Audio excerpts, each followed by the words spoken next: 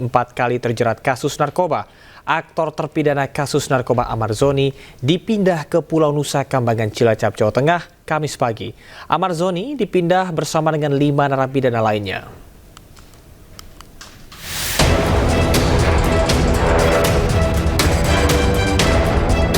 Empat kali terjerat kasus narkoba, aktor terpidana kasus narkoba Amar Zoni dipindah ke Pulau Nusa Kambangan, Cilacap, Jawa Tengah. Pemindahan ini usai terungkap Amar Zoni juga mengedarkan sabu dan ganja dalam rutan Salemba. Mantan suami Iris Bella ini dipindah bersama 5 narapidana lain dari Jakarta. Amar Zoni yang tiba di Nusa Kambangan pukul 7.43 pagi tadi ditempatkan dalam lapas super maximum security Karanganyar. Pemindahan sebagai bentuk tindakan tegas pemerintah dalam memberantas narkoba tanpa pandang tebang pilih. Akibat kasus ini, Amar Zoni yang sebelumnya berpeluang bebas 2 bulan lagi melalui program asimilasi justru kini terancam hukuman penjara seumur hidup. Kecurigaan dari Karupang, rutan kelas 1 Jakarta Pusat, yang pada saat itu mengamati gerak-gerik para tersangka. Kemudian dilakukan penggeledahan dan pada ruang kamar para tersangka ditemukan narkotika jenis sabu dan ganja seperti yang tadi sudah disebutkan. Pemindahan Amar Zoni ke Nusa Kambangan diharapkan bisa mengubah perilakunya menjadi warga binaan yang lebih baik. Tim Liputan iNews melaporkan. Pemirsa, aktor Amar Zoni 4 kali terjerat kasus narkoba sejak tahun 2017. Peluang bebas dirinya pada Desember 2025 melalui program asimilasi kini pupus.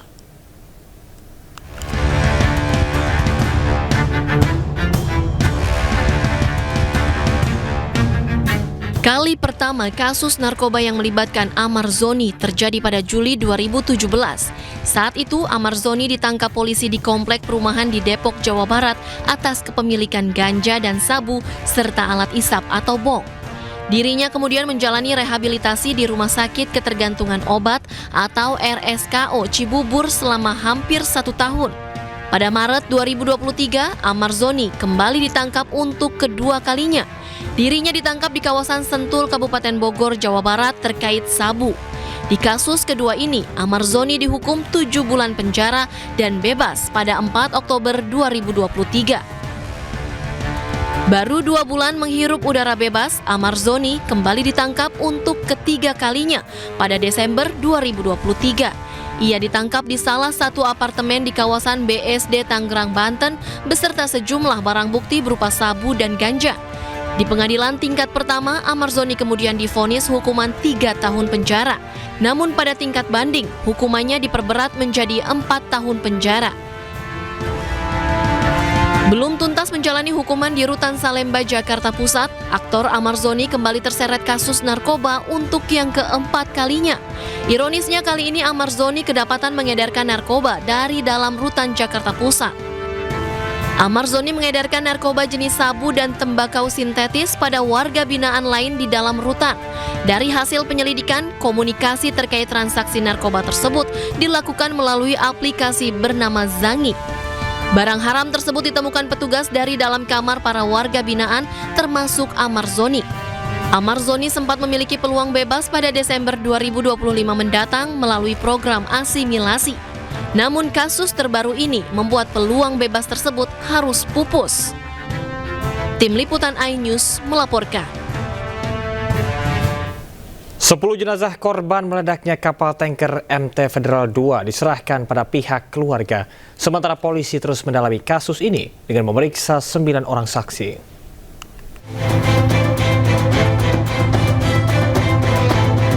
Polda Kepulauan Riau menyerahkan jenazah korban insiden meledaknya kapal MT Federal II pada keluarga. Dari seluruh korban, 2 korban akan dimakamkan di Batam. Sedangkan 8 korban lainnya dibawa keluarga ke kampung halamannya di Pekanbaru, Medan, dan Palembang. Hasil otopsi menyebut para korban meninggal dunia akibat luka bakar identik. Sementara itu ada 21 korban luka akibat peristiwa itu, 5 diantaranya masih dalam kondisi kritis dan dirawat di Rumah Sakit Mutiara ID Batu Aji, Batam. Semua sudah selesai ya. Jadi kita memang bekerja Kita harapkan setelah proses identifikasi ini bisa segera korban kita kembalikan ke keluarganya, dan pihak keluarga juga dari kemarin menemani proses identifikasi itu, sehingga pada pagi hari ini kita sudah serahkan semua korban-korban yang kita identifikasi, di mana ada 2 yang di Batam, kemudian tadi ada 8 ambulan yang kita proses evakuasinya ke rumah sakit Medan, kemudian Palembang, dan Pekanbaru. Saat ini Polres Barelang telah menetapkan 2 orang tersangka atas kasus ini dan masih diperiksa secara intensif. Dari Batam, Riau, Gusti Yenosa, iNews melaporkan. 6 siswa sekolah menengah pertama di Kabupaten Bekasi, Jawa Barat mendapatkan kekerasan fisik dari kakak kelasnya. Didampingi orang tuanya, para siswa korban perundungan melapor ke polisi. Perundungan terhadap 6 siswa SMP Negeri 1 Tambun Selatan, Kabupaten Bekasi, Jawa Barat viral di media sosial. Dalam video berdurasi 16 detik ini, 6 siswa kelas 8 mendapatkan kekerasan fisik dari kakak kelas mereka. Tidak terima anaknya menjadi korban perundungan, ke-6 orang tua siswa melapor ke Polsek Tambun Selatan. Belakangan diketahui aksi perundungan terjadi pada 8 September lalu. Pasca perundungan, orang tua siswa menyatakan anak mereka mengalami masalah psikologis seperti banyak termenung, tidak bersemangat ke sekolah, hingga melampiaskan kemarahan kepada orang tua masing-masing. Pihak sekolah SMP Negeri 1 Tambun Selatan membenarkan peristiwa perundungan yang menimpa sejumlah siswanya. Pihak sekolah menyebut peristiwa terjadi di luar sekolah yang berjarak kurang dari 1 km. Pihak sekolah juga menyerahkan kasus tersebut ke pihak kepolisian lantaran terjadi di luar sekolah. Ada orang tua pun hanya tahu dari video. Kalau dari rekaman video itu, anak ibu tuh dapat kekerasan bentuk apa sih, Bu? Bentuk pukulan sama tendangan. Jelas banget anak saya berada di pinggir video itu. Sempat dipukul ya? Iya, sempat dipukul dan kepalanya dijenggut, dia dipukul, ditendangin. Anak ibu? Ternyata di pertemuan itu antara kedua pihak belum menemukan solusi. Karena itu di luar daripada KBM, kami pihak sekolah tidak mempunyai kewenangan. Arahnya daripada orang tua korban ini untuk kalau sesuatu apa yang harus dilakukan dari pihak sekolah. Saat ini pihak kepolisian sektor Tambun Selatan yang mendapat laporan telah meminta keterangan baik pelaku maupun korban dan sejumlah saksi. Kasus ini juga dalam penanganan pihak Mapolres Metro Bekasi. Dari Kabupaten Bekasi, Jawa Barat, Didit Junaidi dan Agus Rohim, iNews melaporkan. Gubernur Banten Andra Soni pertemukan Kepala SMAN 1 Cimarga, Kabupaten Lebak, Banten, Dini Fitri dengan murid yang terpergok merokok di sekolahnya. Keduanya saling sampaikan permintaan maaf.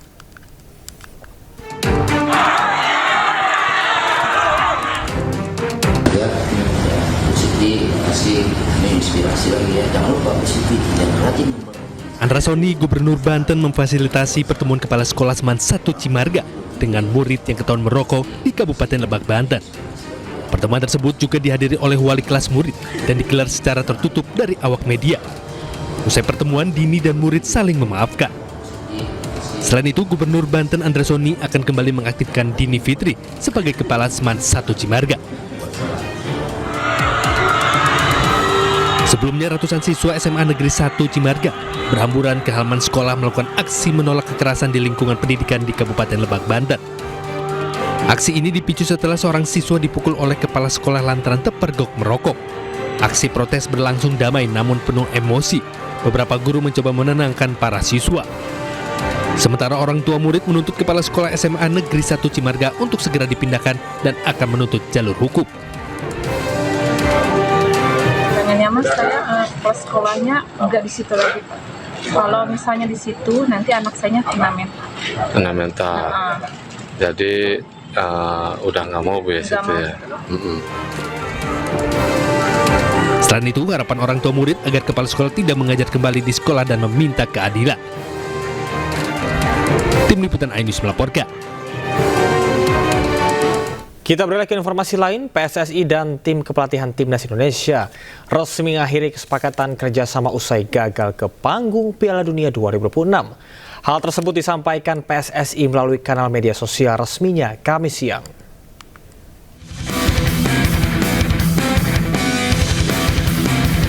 Dunia sepak bola Indonesia kembali diguncang kabar mengejutkan. PSSI secara resmi memutus kerjasama dengan pelatih kepala Patrick Kluivert dan jajaran staf pelatih Timnas Indonesia setelah kegagalan menyakitkan di babak keempat kualifikasi Piala Dunia 2026 zona Asia. Tak hanya Kluivert, nama-nama besar lain seperti Alex Pastoor, Dani Lanzat, Gerard van den Berg, dan Frank van Kempen juga terkena imbasnya. Padahal seluruh tim pelatih ini sebelumnya terikat kontrak hingga tahun 2027.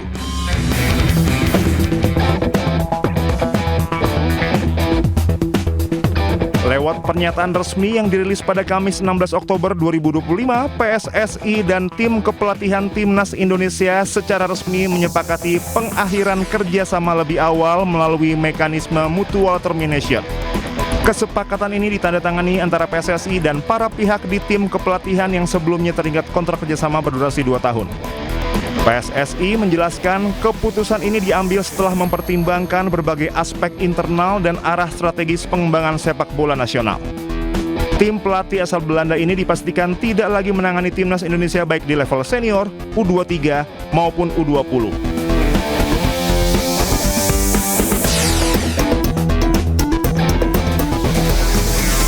Keputusan ini muncul setelah Timnas Indonesia tampil buruk di grup B kualifikasi Piala Dunia 2026. Skuad Garuda mengalami 2 kali kekalahan beruntun, yakni kalah 2-3 dari Arab Saudi dan takluk 0-1 dari Irak. Hasil ini menempatkan Timnas Indonesia sebagai juru kunci grup, sekaligus mengubur harapan besar masyarakat untuk melihat Garuda terbang ke panggung dunia. Pemecatan Patrick Kluivert turut disorot media asing asal Belanda ESPN Nederland. Sementara mayoritas warganet mendukung penuh keputusan PSSI mendepak Patrick Kluivert dari kursi kepelatihan. Tak sedikit yang bertanya siapa penggantinya. Mereka meminta PSSI agar lebih berhati-hati memilih pelatih. Sebelumnya kehadiran Patrick Kluivert menggantikan Sinteyong awal Januari lalu banyak dikritik oleh publik karena minim pengalaman sebagai pelatih. Kluivert juga dinilai memiliki banyak skandal dan kontroversi.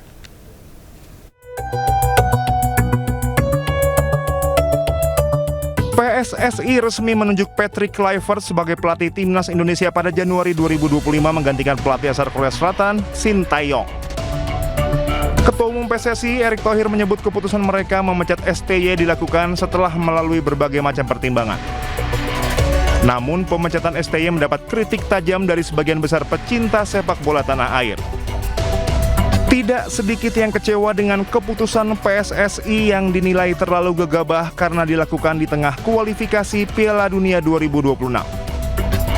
Terlebih STY sebenarnya masih memiliki kontrak bersama tim Garuda hingga tahun 2027. Publik tanah air juga meragukan pengalaman Kluivert sebagai pelatih. Selama menjadi pelatih klub Turki Adana Demirspor dan timnas Curaçao, Patrick Kluivert telah mencatatkan 34 laga. Dari total kepelatihannya, Kluivert menorehkan 12 kemenangan, 12 kekalahan, dan 10 hasil seri dengan persentase kemenangan di angka 35,29%. Selain itu, Patrick Kluivert juga belum berhasil mempersembahkan trofi apapun. Selain karir panjangnya sebagai pemain dan pelatih, Kluivert cukup dekat dengan skandal dan kontroversi baik di dalam maupun luar lapangan. Kluivert pernah terlibat dalam insiden tabrakan maut, diduga terlibat skandal pelecehan seksual, dan tersandung skandal perjudian. Timnas dan Kluivert berakhir belum genap sepekan usai Garuda dipastikan terhenti di ronde 4 kualifikasi Piala Dunia 2026 zona Asia. Sejak mengambil alih kursi pelatih pada Januari 2025, Kluivert hanya sukses meraih 3 kemenangan dari total 8 laga.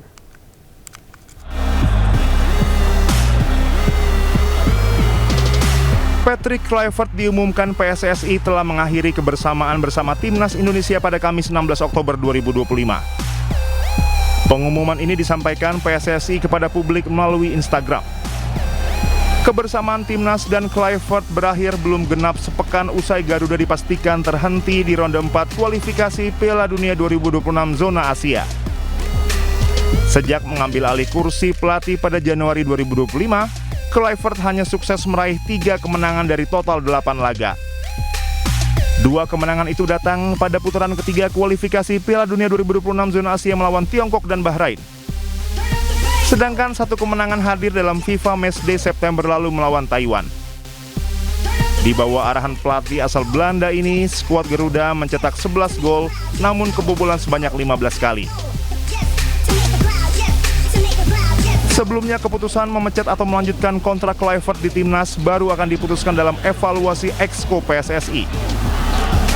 Namun belum juga rapat Exco PSSI digelar, mantan penyerang Barcelona ini lebih dulu diumumkan mengakhiri kebersamaan dengan Timnas.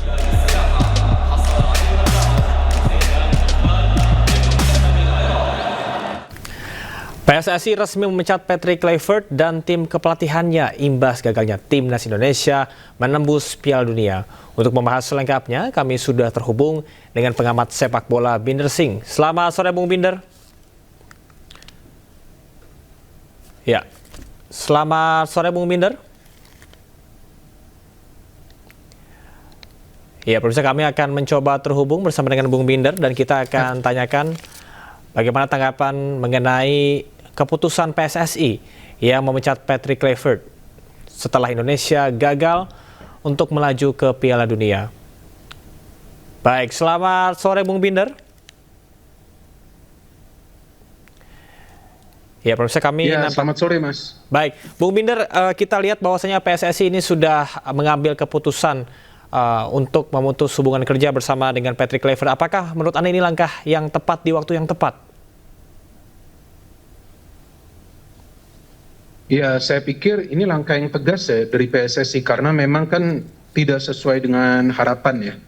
Artinya Patrick Kluivert itu diberikan waktu untuk melakukan perubahan, tapi kan kita lihat bahwa perubahannya kan tidak sesuai ya.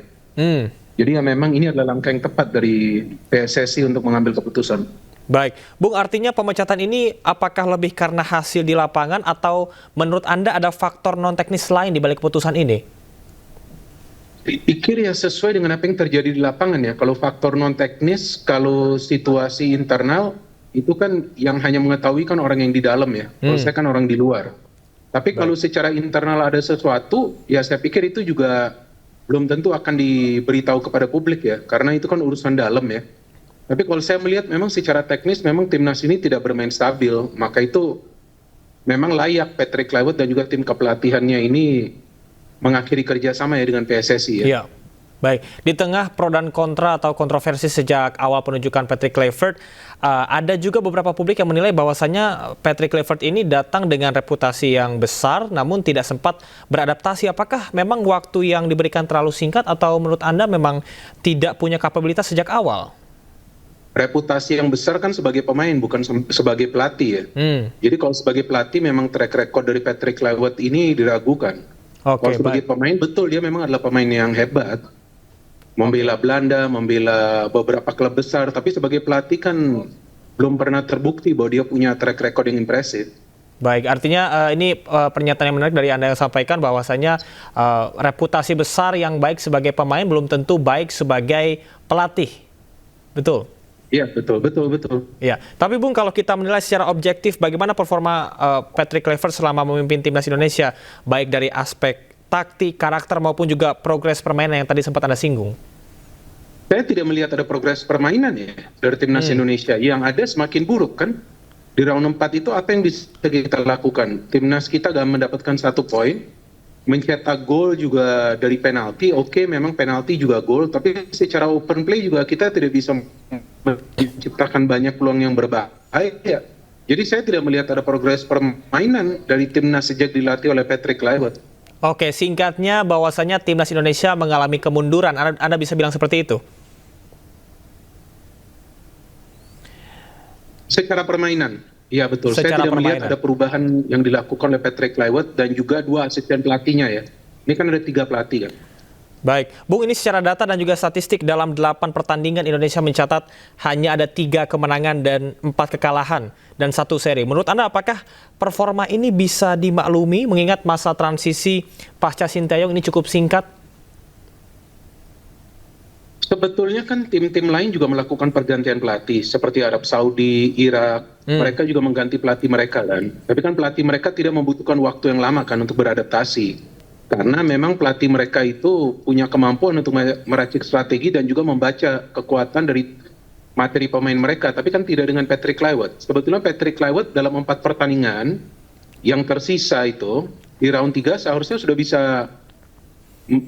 bisa meracik strategi yang lebih baik lagi untuk round 4. Karena 4 pertandingan itu sudah lebih dari cukup sebetulnya. Kalau memang dia pelatih yang berkualitas. Tapi kan nyatanya sampai FIFA Matchday pun timnas kita tidak bermain baik. Artinya tidak cukup adaptif. Ya, artinya tidak cukup adaptif dengan perkembangan yang cukup singkat saat ini, Bung. Iya, betul. Artinya memang dia tidak mampulah melakukan perubahan dalam waktu singkat. Kalau memang pelatih yang bagus, dia tidak membutuhkan waktu yang lama. Nah, itu kan sudah terbukti dengan tim-tim lain yang melakukan pergantian pelatih. Australia melakukan pergantian pelatih kan timnya lolos ke Piala Dunia. Oke, Bung, setiap pelatih pasti punya gaya yang berbeda, termasuk dengan pengaruh gaya Eropa yang dibawa oleh Kluivert terhadap karakter timnas kita. Apakah itu juga menjadi suatu kendala atau ketidakcocokan berasal dari sana? Saya pikir mau main dengan gaya apapun juga tergantung pelatih ya. Tapi apakah para pemain kita bisa beradaptasi atau enggak? Kan itu belum tentu juga kan. Walaupun para pemain kita mayoritas yang sekarang menjadi bagian dari timnas senior bermain di Eropa. Tapi kan dalam melakukan perjalanan jauh ke Asia kan juga mereka sebenarnya sudah lelah kan. Artinya mereka tentu mengalami yang namanya jet lag dan waktu recovery biasa singkat. Apakah pantas mereka diminta bermain terbuka, bermain ball possession? Nah, ini kan yang harus dipelajari oleh tim pelatih. Jika memang mereka tidak kuat, seharusnya hal seperti itu tidak dipaksakan juga. Oke, baik. Bung, dari kita kembali ke keputusan PSSI yang memutus hubungan kerja lebih awal. Apa sebetulnya resiko terbesar dari keputusan PSSI untuk memutus kontrak lebih awal, baik secara finansial ataupun juga keberlanjutan program dari pembinaan yang dilakukan? Kalau soal pembinaan itu kan beda lagi ya Mas ya. Itu kan pembinaan pemain usia muda ya. Jadi itu hal yang berbeda. Kan direktur tekniknya kan tidak diberhentikan. Direktur teknik kan tetap lanjut, Alexander Zwyers. Terus kalau soal finansial, ya itu antara PSSI dengan tim kepelatihan yang memang sampai sekarang kita belum tahu seperti apa bentuk kesepakatannya. Tapi yang kita tahu informasinya kan ini penghentian kerjasama kan sesuai dengan keputusan kedua belah pihak ya, artinya mutual termination. Nah ini yang kita tunggu nanti dari PSSI dan saya pikir ini adalah urusan PSSI dengan tim kepelatihan sih. Oke, PSSI sebelumnya juga ini saya singgung sedikit menyebut bahwa pemecatan ini adalah hasil dari diskusi terbuka dan juga saling menghormati.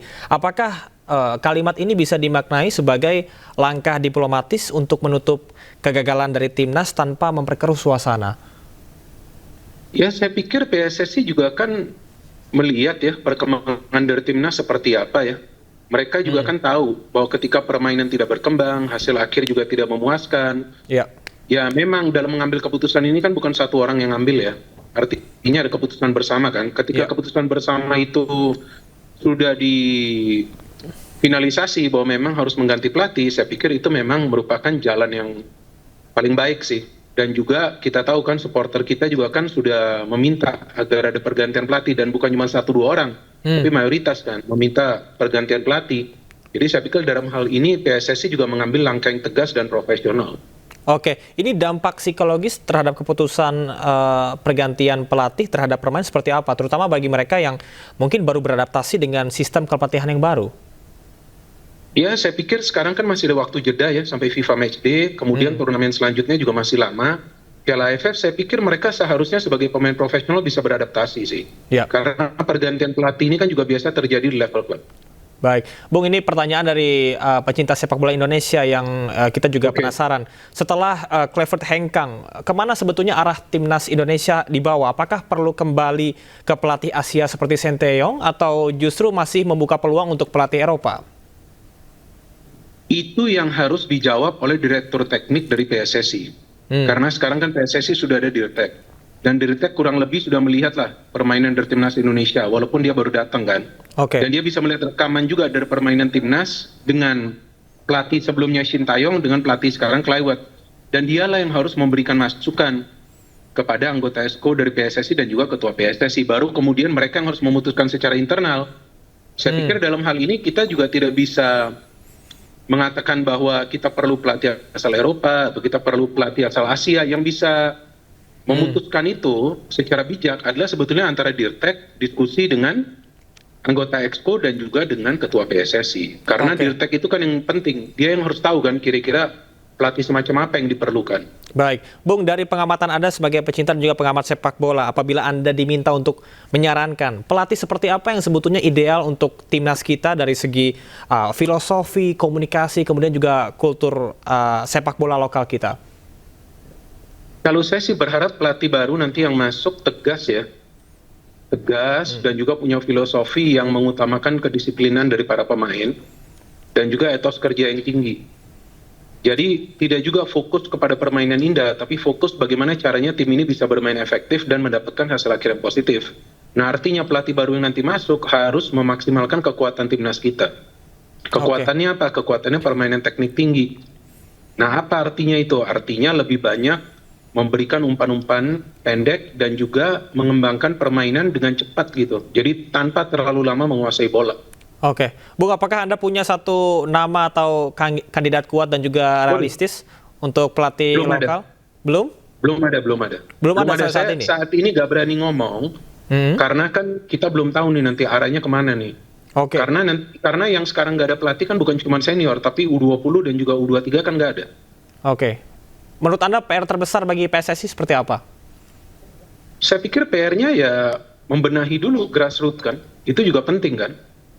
Artinya timnas memang penting, tapi selain itu grassroots juga penting. Dengan adanya Dirtek yang saya harapin juga ada pembinaan pemain usia muda, sambil mencari pelatih yang bisa mengetahui kesulitan dari timnas kita dalam beberapa pertandingan terakhir gitu. Dan di pertandingan sebelumnya, dengan pelatih sebelumnya kan dalam beberapa match kan Shin Taeyong dan juga Kluivert itu kan bisa dibaca oleh calon pelatih baru, dan dia yang harus nanti memberikan reviewnya kepada ketua umum, Dirtek, dan juga anggota EXCO gitu.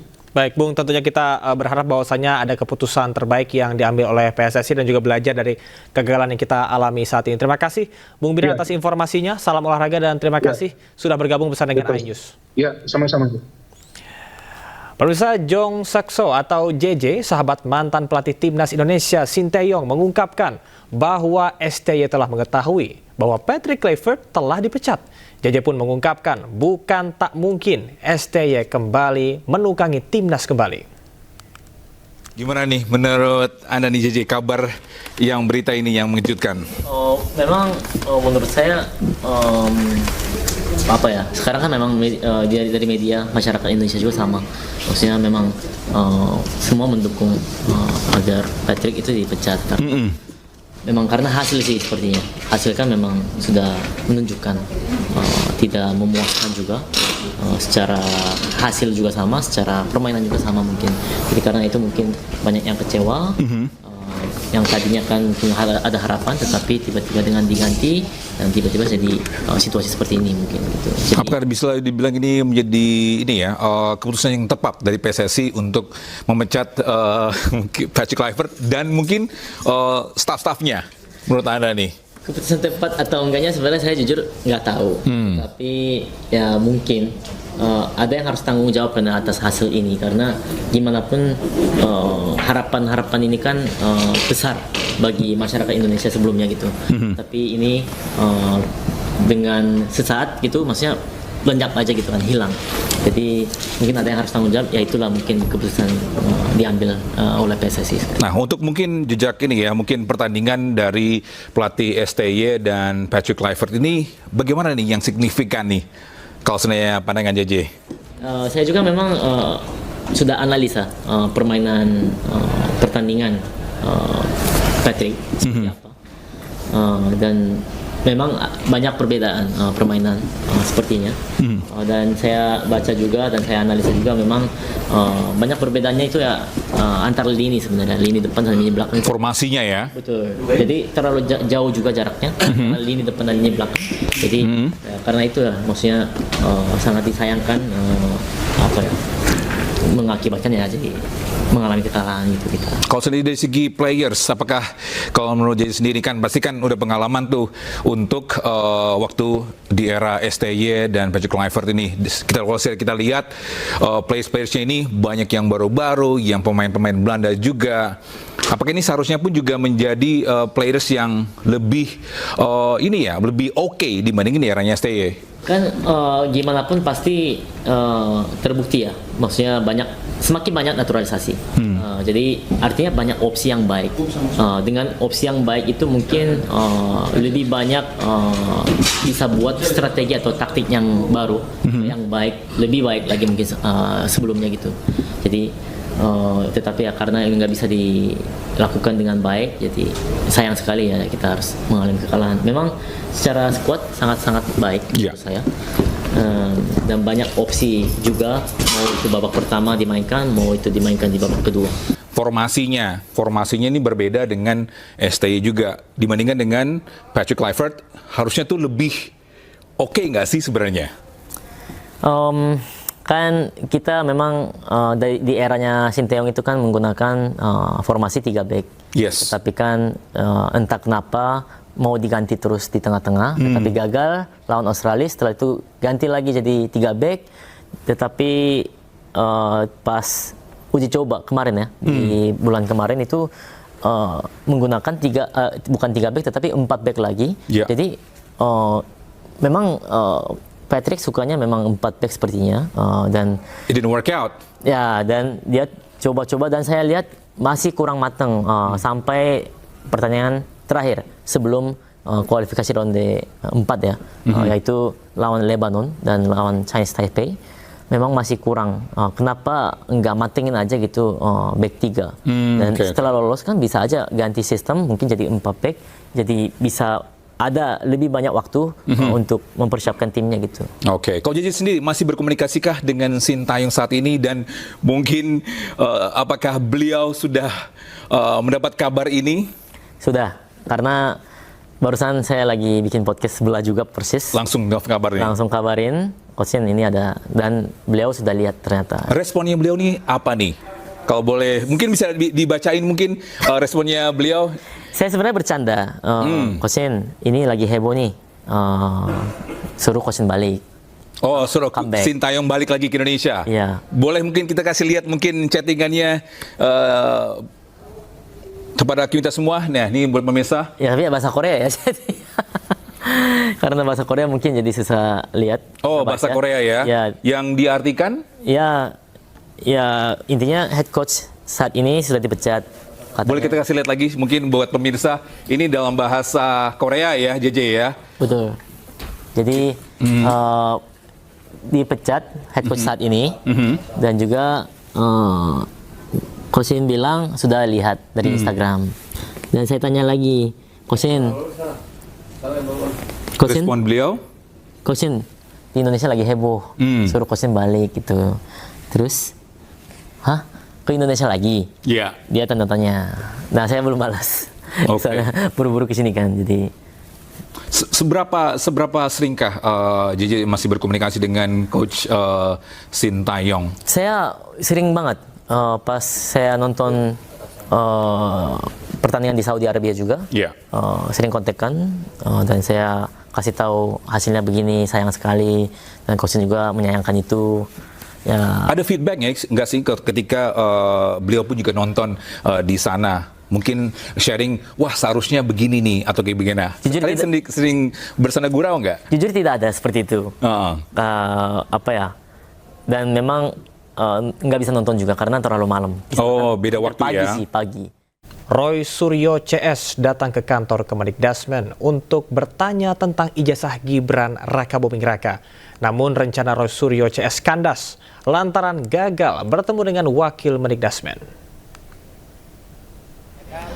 Surat ini ada tanda legitimasi dan ini aneh. Kalau ini dikatakan penyetaraan, ya kan? Roy Suryo CS datang ke kantor Kementerian Pendidikan Dasar dan Menengah. Kedatangan mereka untuk bertanya tentang berkas ijazah Gibran Raka Buming Raka kepada Kementerian Pendidikan Dasar dan Menengah. Roy Suryo CS mempertanyakan keabsahan dokumen ijazah Gibran yang menyebut Gibran telah menyelesaikan pendidikan grade 12 di Australia tahun 2006. Namun, Roy Suryo CS kecewa lantaran batal ditemui oleh Wakil Mendikdasmen Atip Latiful Hayat disebut berhalangan dan tiba-tiba ada agenda di DPR. Bukan, tapi kan kemarin sudah kesepakatannya juga.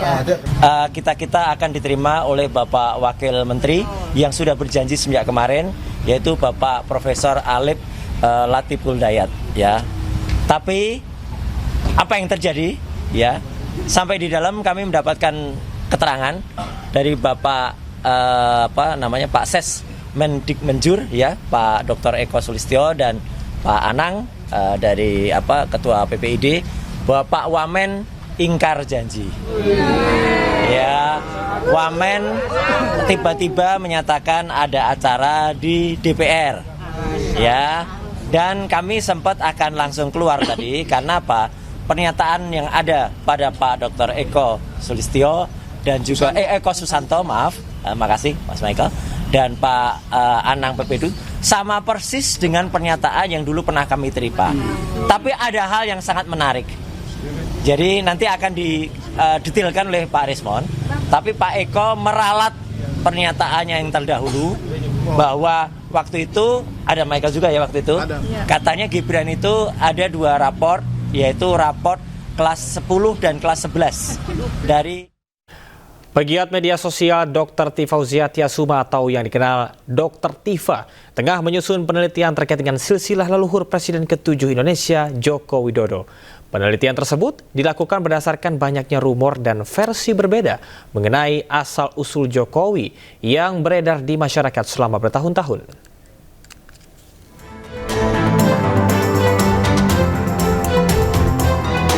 Pegiat media sosial Dr. Tifauziah Tiasuma atau yang dikenal Dr. Tifa tengah menyusun penelitian terkait silsilah leluhur Presiden ke-7 Indonesia Joko Widodo. Sebagai peneliti, Dr. Tifa memiliki tanggung jawab untuk mencari kebenaran dan menyajikan informasi faktual tentang banyaknya rumor dengan versi berbeda mengenai asal-usul Jokowi. Menurutnya, hal ini ia teliti demi kepentingan sejarah nasional. Penelitian ini menyangkut sosok seseorang. Yang seseorang itu tentu saja dilahirkan dari ayah, dari ibu, dia punya kakek, dia punya nenek, yang sangat penting ya menjadi bagian dari penelitian kultur, historis dan budaya. Nah, kami itu Ibu bisa diam, Ibu bisa diam ya, supaya telinga Ibu bisa mendengarkan apa yang saya sampaikan. Jangan. Jadi penelitian ini tentu saja karena menyangkut jejak masa lalu seseorang, maka kita perlu tahu data otentik, data objektif ya dari bapak dan ibunya, dari kakek dan neneknya, dan seterusnya. Maka tidak saja makam, kami juga berkunjung ke rumah kediaman yang dikatakan disitulah Joko Widodo lahir, ari-arinya pun juga ditanam di situ. Kami pun juga berkunjung ke situ. Keren sekali itu. Untuk melakukan penelitian tersebut. Jadi tugas peneliti itu adalah menjawab pertanyaan. Selama belasan tahun kita mendengar rumors, kita mendengar banyak kabar-kabar, termasuk siapa sesungguhnya ayah Jokowi, ibunya Jokowi, siapa di mana sesungguhnya dia lahir. Karena banyak sekali versi, maka tugas kami sebagai peneliti menemukan kebenaran yang ada sehingga menjadi sejarah yang bagus bagi bangsa ini. Meski demikian, Tifa menegaskan penelitian tersebut masih dalam tahap awal, yakni pengumpulan data. Ia belum menyampaikan hipotesis atau kesimpulan sementara dari riset yang dilakukan. Tim Liputan iNews melaporkan. Dan pemirsa, untuk membahas selengkapnya, kami sudah terhubung dengan Dokter Epidemiologi Perilaku sekaligus pegiat sosial media, Dr. Tifauziah Tiasuma, dan kuasa hukum Joko Widodo Yakub Hasibuan. Selamat sore, saya akan ke Mas Yakub terlebih dahulu. Mas Yakub, selamat sore. Sore Mas, sore Baik. Mas Yakub, langsung saja bagaimana tanggapan Anda mengenai sejumlah pihak yang membuat penelitian mengenai silsilah keluarga Jokowi? Ya tentunya kalau dari kami sih santai saja, justru kami mengapresiasi, kami berterima kasih kalau memang ada orang yang mau mengunjungi makam dari keluarga atau leluhur dari Pak Jokowi, dan juga mencari historinya seperti apa di rumahnya. Kalau kami kan melihatnya mungkin biasanya kan kalau kami lihat dari gaya-gaya yang pattern seperti ini ya mungkin mengagumi gitu kan. Jadi kita ambil hikmahnya saja. Walaupun kembali lagi kalau ini mau ditarik kembali, mau disambung-sambungkan dengan mengenai ijazah Pak Jokowi dan sebagainya, itu kami lihat sangat tidak berdasar dan tidak ada kaitannya gitu ya. Baik, Mas Yakub, ini dari ijazah sampai ke silsilah, apakah menurut Anda sebagai tim hukum langkah ini sebagai bentuk pengawasan publik yang sah atau justru ini sudah kelewat batas privasi dan juga etika? Kalau memang itu berkaitan dengan ijazah, meneliti ijazah, itu sangat di luar batas dan sangat tidak ada kaitannya, Mas ya. Kalau memang itu mengenai ijazah. Karena kenapa? Karena dari awal kami sudah duga juga bahwa kalau ingin benar-benar mencari kebenaran mengenai keaslian ijazah, seharusnya permasalahan ini sudah selesai jauh dari sebelum-sebelumnya. Karena ini kan sudah berbulan-bulan, kalau kita hitung saja dari Maret lah, nggak usah jauh-jauh. Itu mungkin sudah 7 bulan sampai sekarang. Tapi itu, kenapa masih belum selesai dan sekarang malah masuk kepada mengunjungi makam dan sebagainya. Jadi kami lihatnya sih kalau itu disambungkan dengan ijazah, sudah sangat tidak relevan. Baik, Mas Yakub. Begitu, Mas. Ya, saya akan ke Dr. Tifa. Dr. Tifa, bagaimana tanggapan Anda atau apa yang sudah Anda temukan dari hasil penelitian yang Anda lakukan saat ini berkaitan dengan silsilah Jokowi? Ya, Assalamualaikum warahmatullahi wabarakatuh. Selamat sore. Selamat sore, Mas Yakub. Apa kabar? Sore, Bu. Makasih, sehat. Baik. Ya, jadi saya menanggapi ya bahwa sebetulnya penelitian-penelitian terkait dengan masa lalu pemimpin besar dunia itu sudah sering sekali dan jamak sekali dilakukan. Jadi tidak perlu ada resistensi di situ. Terutama juga terkait dengan penelitian terhadap pemimpin yang memang punya rekam jejak masa lalu yang misterius ya, yang memang kemudian menimbulkan banyak polemik, banyak debat dan sebagainya. Itu biasa saja, seperti tadi Mas Yakub sampaikan, itu sebuah penelitian yang biasa saja masuk di dalam domain penelitian ya. Jadi sekali lagi saya sampaikan bahwa tugas seorang peneliti, seorang akademisi itu adalah menjawab pertanyaan yang banyak terjadi di masyarakat dan kemudian menimbulkan sebuah dinamika di masyarakat ya. Jadi ini tugas kami, jadi panggilan. Kemudian kalau ini dikaitkan dengan ijazah ya, semua itu kan merupakan bagian dari comprehensiveness ya dari seseorang kan gitu ya. Dan mengapa kemudian menjadi polemik atau pertanyaan dari banyak masyarakat? Karena memang semuanya itu serba penuh dengan pertanyaan yang memang membutuhkan metodologi riset di sini. Jadi itu visi misi kami ya. Jadi insya Allah dalam waktu dekat trilogi tentang Joko Widodo dan putranya Gibran Rakabuming itu akan segera kami terbitkan, di mana buku yang pertama itu adalah kompilasi dari penelitian kami bertiga, Pak Roy Suryo, Pak Rismon Sianipar dan saya sendiri. Itu buku Jokowi's White Paper yang sudah terbit, dan kemudian nanti akan dilanjutkan dengan Jokowi's Dark File ya, atau jejak masa lalu Jokowi, dan nanti buku trilogi yang pamungkas adalah Gibran's Black Paper ya.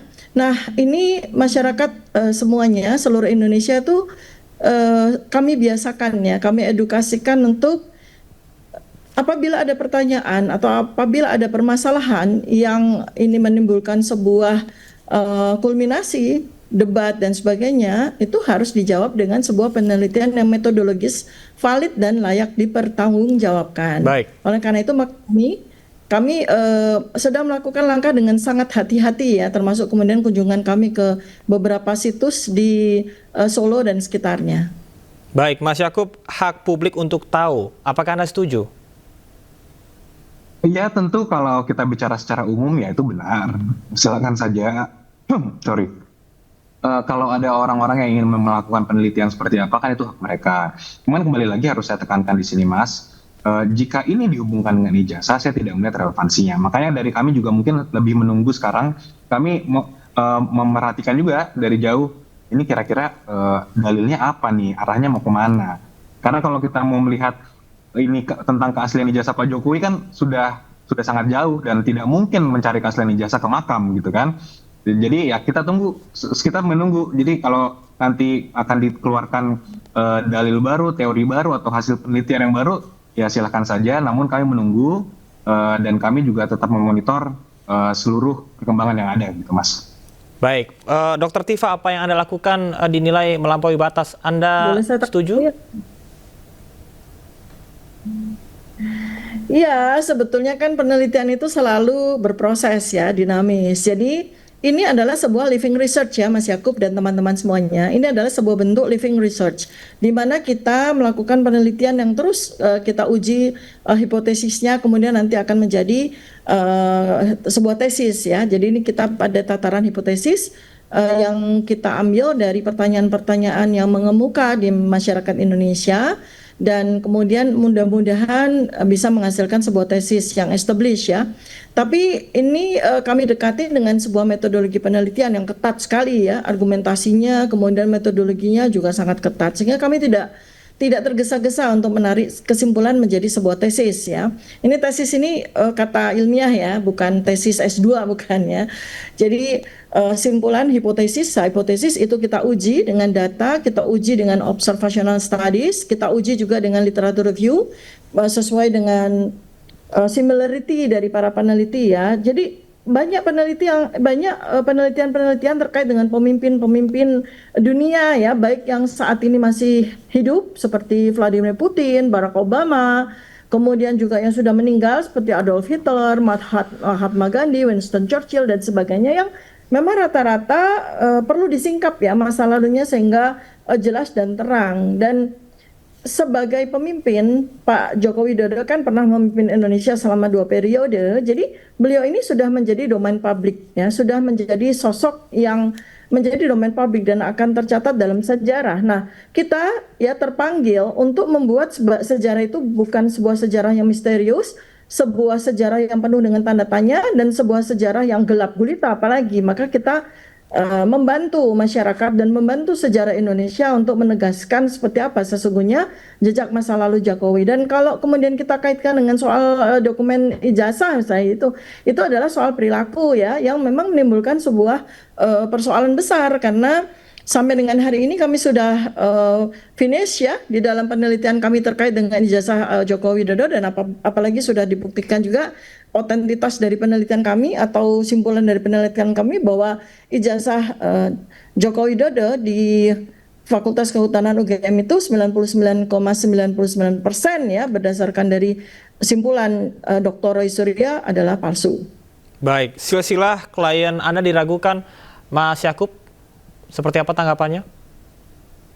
Ya, ini yang sebenarnya saya sudah berulang kali mengatakan juga Mas, bahwa sebenarnya seluruh jenis penelitian itu adalah sah-sah saja sepanjang tidak merugikan orang lain atau sepanjang tidak melawan hukum. Itu yang selalu kami sampaikan. Jadi ya kami juga mengawasi terus, selama itu tidak ada yang dirugikan, selama tidak merugikan klien kami, selama tidak mencemarkan nama baik klien kami, selama juga tidak masuk unsur pidana, ya silakan saja. Jadi kalau kami lebih memilih melihat saja, memantau saja. Justru kalau dari klien kami pun dan juga keluarganya, kalau kita lihat kemarin Mas Gibran juga menanggapi, malah mengatakan terima kasih telah dikunjungi. Ya itu kan kami juga melihatnya juga biasa-biasa saja. Justru beliau sebagai seorang negarawan juga tidak mempermasalahkan. Jadi kami juga melihatnya, ya kita lihat aja ini arahnya mau kemana. Sepanjang ini sih sejauh ini kami lihat biasa saja. Namun kembali lagi kami tetap memantau dan kami lebih memilih untuk fokus pada permasalahan yang masih ada. Kalau dari sisi kami kan kami masih memiliki 1 laporan di Polda Metro Jaya yang masih berjalan. Kami lebih memilih untuk lebih fokus ke situ. Mudah-mudahan ada perkembangan untuk di situ, Mas. Baik, saya ke Dr. Tifa. Dr. Tifa, apabila Anda masih ragu, apakah artinya Anda punya data khusus atau data pamungkas? Iya gini ya, jadi Mas Yakub nih juga kalau nanti Mas Yakub mau jadi presiden gitu juga harus siap-siap ya untuk ditelisik masa lalunya dan sebagainya itu, dan biasa-biasa aja itu gitu ya. Dan itu seorang peneliti seperti kami gitu ya melakukan penelitian terhadap pemimpin ataupun calon pemimpin itu penting sekali ya, terutama kalau ternyata masa lalunya itu memang menimbulkan polemik atau banyak loophole ya, banyak lubang-lubang yang memang harus diisi dan harus dijawab dengan penelitian yang sahih ya. Jadi kesahihan penelitian itu yang sangat penting.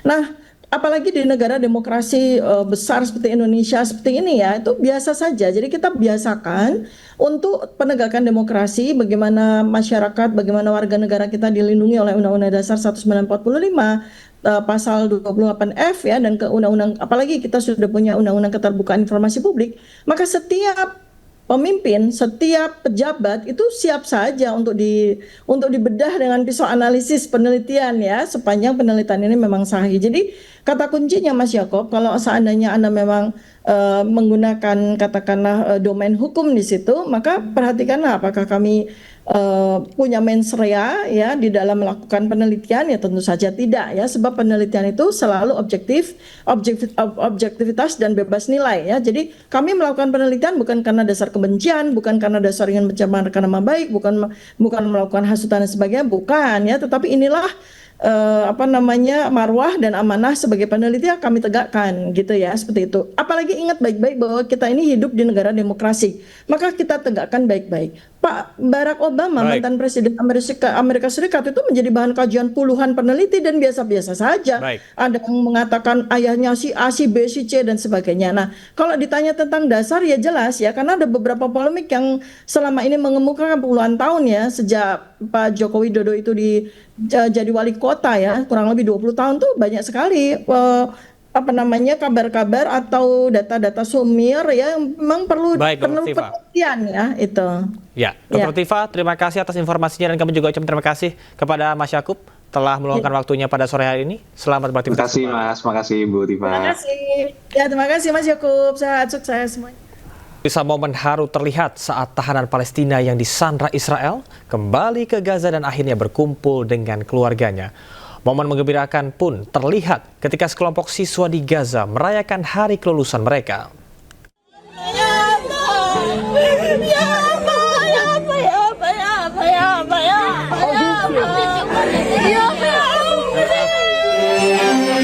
Suasana haru sekaligus bahagia mewarnai penyambutan Nasser Jadallah Irhin, seorang warga Palestina yang baru saja dibebaskan setelah ditahan di penjara Israel.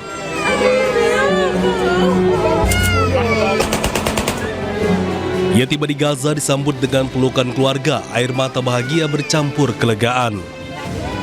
Namun di balik senyum dan tangis tersebut, tampak jelas kondisi fisiknya yang melemah. Tubuhnya kurus dengan luka dan memar yang diakui akibat penyiksaan selama di penjara. Meski sebagian besar warga Gaza masih dibayang-bayangi trauma, namun kebebasan para sandera dan tercapainya kesepakatan gencatan senjata ini menjadi simbol harapan di tengah penderitaan panjang rakyat Gaza. Momen menggembirakan juga terlihat ketika sekelompok siswa di Gaza merayakan hari kelulusan mereka dari sekolah menengah atas.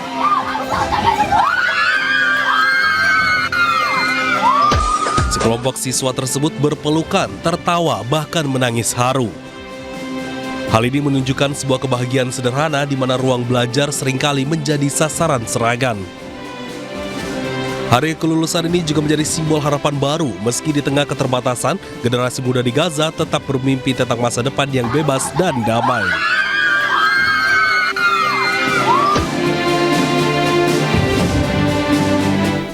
Hampir 193.000 bangunan di Gaza hancur sejak 7 Oktober 2023. Pasca gencatan senjata, pemerintah kota Gaza mulai membersihkan puing reruntuhan bangunan akibat serangan Israel.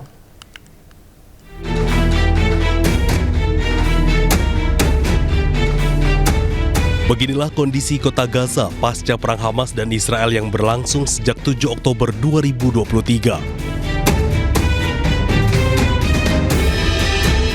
Meski kesepakatan gencatan senjata telah tercapai, namun kerusakan yang timbul di seluruh permukiman dan infrastruktur di Gaza tak bisa serta-merta kembali pulih seperti sedia kala. Seluruh distrik telah hancur menjadi puing-puing. Rumah-rumah rata dengan tanah, fasilitas yang hancur, dan jalanan yang rusak akibat dibombardir oleh Israel. PBB mencatat hampir 193.000 bangunan di jalur Gaza telah hancur sebagian atau seluruhnya sejak perang dimulai.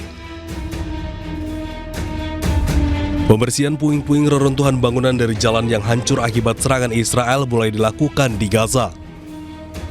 Hal tersebut menandai langkah menuju pemulihan di tengah gencatan senjata Hamas dan Israel. Pemerintah kota Gaza pun menyampaikan telah berupaya keras untuk membuka kembali Jalan Al-Nasr yang menjadi salah satu jalan utama di Gaza. Operasi pembersihan pun terus dilakukan meski 85% peralatan kota telah hancur. يعني مع بداية إعلان عن وقف إطلاق النار بدأت بلدية غزة منذ يوم الجمعة الماضي حملتها لفتح الطرقات والشوارع في المدينة للسماح بحرية حركة المواطنين وعودتهم من الجنوب إلى الشمال ووصولهم إلى أماكنهم وأماكن سكنهم. Warga Gaza berharap adanya gencatan senjata yang permanen di Gaza dan perdamaian seutuhnya dapat tercapai. Di tengah puing dan bayang-bayang perang, anak-anak Gaza menemukan cara mereka sendiri untuk tersenyum. Pasca gencatan senjata, sisa-sisa tank dan juga amunisi yang sebelumnya menjadi ancaman, kini justru mereka jadikan mainan.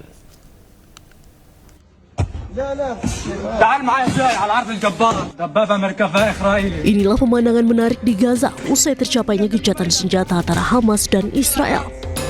Sejumlah anak terlihat menaiki tank Merkava milik pasukan pertahanan Israel IDF yang kini menjadi mainan di tengah reruntuhan. Bahkan mereka berkelakar seolah-olah sedang melelang tank-tank tersebut dengan menjelaskan spesifikasi dari tank Merkava sembari direkam. Mereka bahkan menunjukkan satu persatu bagian dari tank tersebut, seolah benda yang mereka jadikan mainan itu bukanlah mesin perang yang selama ini mengancam mereka. Tak hanya tank Israel, bagi sebagian anak Gaza, sisa amunisi juga menjadi mainan sehari-hari mereka. Nampak seorang anak balita di Gaza memainkan sisa amunisi dan selongsong peluru yang berserakan di sepanjang jalan Gaza usai dibombardir Israel. Di balik kepolosan tersebut tersimpan kenyataan pahit bahwa anak-anak Gaza tumbuh di tengah reruntuhan dan bermain di antara sisa-sisa perang. 9 warga Palestina tewas ditembak pasukan Israel di jalur Gaza kala gencatan senjata baru disepakati antara Tel Aviv dan Hamas beberapa hari lalu. Kejadian tersebut merupakan pelanggaran besar yang terjadi gencatan senjata dimulai.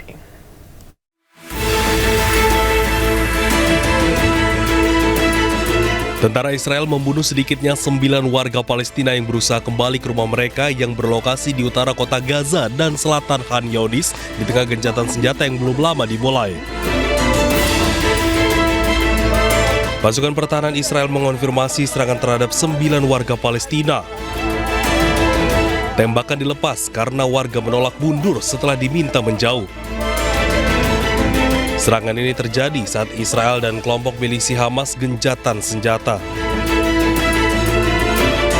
Gubernur Jakarta Pramono Anung mendatangi gedung Komisi Pemberantasan Korupsi. Kedatangannya untuk berkonsultasi upaya mengatasi korupsi di Jakarta. Gubernur Pramono tiba di gedung KPK sekitar jam 9 pagi. Begitu tiba, Pramono langsung masuk ke gedung KPK. Gubernur Jakarta ini berada di dalam gedung KPK selama lebih dari 1 jam. Apa, Pak? Konsultasi terkait apa aja, Pak? Nanti ya.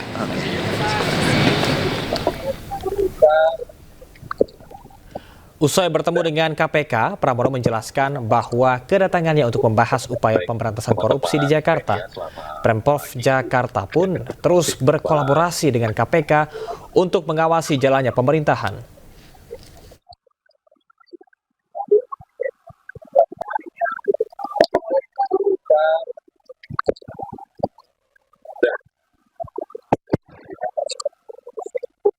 Baik, teman-teman media, selamat pagi yang kami hormati. Yang pertama berkaitan dengan keinginan pemerintah Jakarta untuk segera melakukan pembersihan ataupun menyelesaikan persoalan monorail yang ada di sepanjang jalan Rasuna Said ini.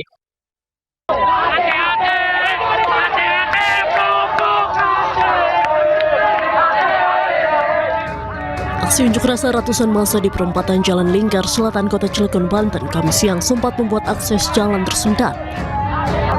Puluhan warga dan mahasiswa menghentikan sejumlah truk overdimension overloading atau odol yang melintas. Mereka memasang poster dan membawa spanduk sebagai bentuk penolakan terhadap truk berlebihan muatan dan dimensi yang melintas. Massa menilai aktivitas truk odol telah menimbulkan masalah multidimensi, mulai dari kerusakan infrastruktur, polusi udara hingga meningkatnya risiko kecelakaan lalu lintas. Massa menuntut penertiban truk odol, lalu perbaikan PJU dan rambu-rambu lalu lintas, termasuk penegakan hukum dari pihak kepolisian dan dinas perhubungan. Pemerintah hari ini hanya memberikan janji kawan-kawan sama kita.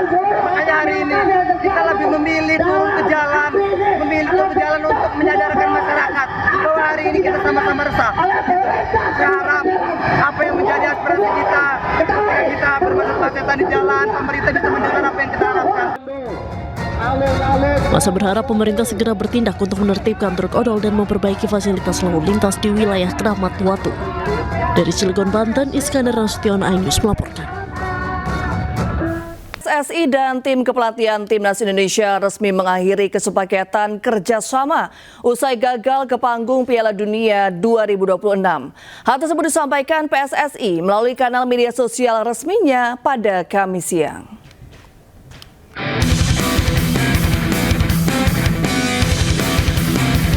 Dunia sepak bola Indonesia kembali diguncang kabar mengejutkan.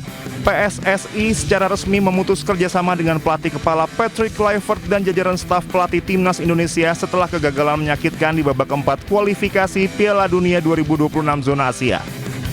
Tak hanya Kluivert, nama-nama besar lain seperti Alex Pastoor, Dani Lanzat, Gerard van den Berg, dan Frank van Kempen juga terkena imbasnya.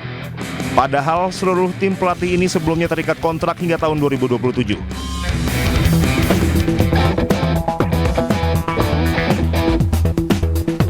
Lewat pernyataan resmi yang dirilis pada Kamis 16 Oktober 2025, PSSI dan tim kepelatihan Timnas Indonesia secara resmi menyepakati pengakhiran kerjasama lebih awal melalui mekanisme mutual termination.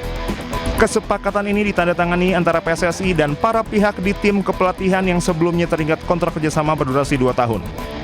PSSI menjelaskan keputusan ini diambil setelah mempertimbangkan berbagai aspek internal dan arah strategis pengembangan sepak bola nasional. Tim pelatih asal Belanda ini dipastikan tidak lagi menangani Timnas Indonesia baik di level senior, U23 maupun U20.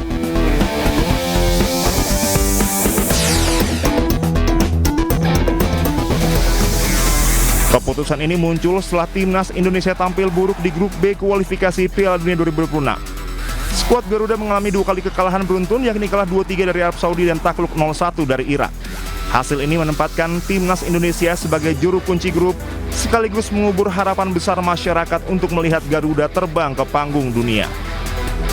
Pemecatan Patrick Kluivert turut disorot media asing asal Belanda ESPN Nederland. Sementara mayoritas warganet mendukung penuh keputusan PSSI mendepak Patrick Kluivert dari kursi kepelatihan. Tak sedikit yang bertanya siapa penggantinya. Mereka meminta PSSI agar lebih berhati-hati memilih pelatih. Ya, sebelumnya pemirsa, kehadiran Patrick Kluivert menggantikan Shin Tae-yong awal Januari lalu banyak dikritik oleh publik karena minim pengalaman sebagai pelatih. Kluivert juga dinilai memiliki banyak skandal dan kontroversi.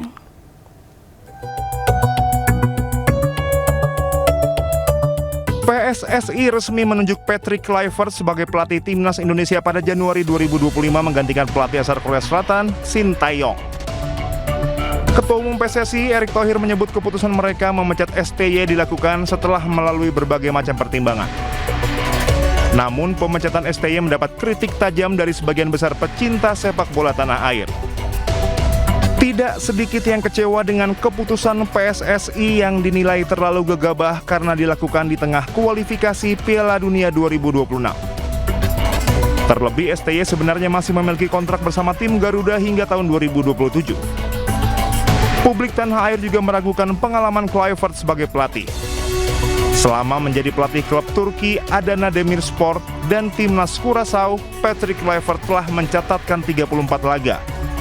Dari total kepelatihannya, Kluivert menorehkan 12 kemenangan, 12 kekalahan, dan 10 hasil seri dengan persentase kemenangan di angka 35,29%.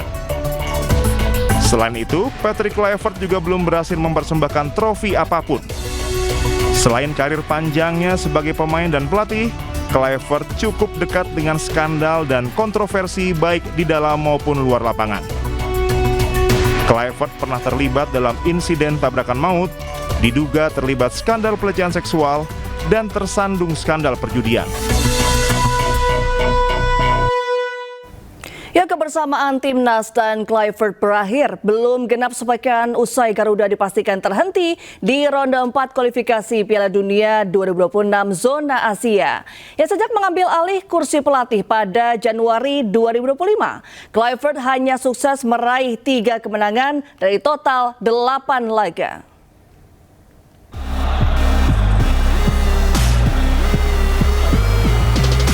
Patrick Kluivert diumumkan PSSI telah mengakhiri kebersamaan bersama Timnas Indonesia pada Kamis 16 Oktober 2025.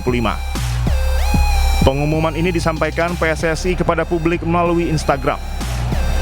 Kebersamaan Timnas dan Kluivert berakhir belum genap sepekan usai Garuda dipastikan terhenti di ronde 4 kualifikasi Piala Dunia 2026 zona Asia. Sejak mengambil alih kursi pelatih pada Januari 2025, Kluivert hanya sukses meraih 3 kemenangan dari total 8 laga.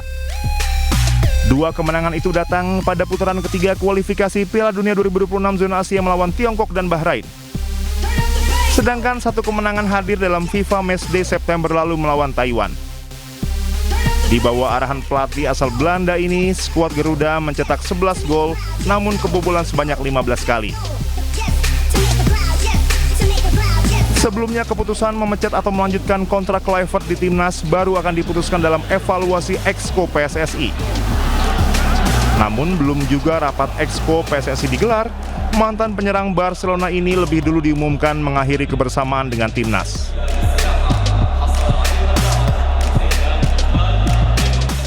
Ya, mantan pelatih Timnas Indonesia Sinteyong dikaitkan sebagai calon kuat pengganti Kluivert yang resmi mengakhiri kebersamaan dengan Timnas Indonesia. Sinteyong sempat menakodai Timnas Indonesia selama memperjuangkan tiket lolos ke putaran Piala Dunia 2026.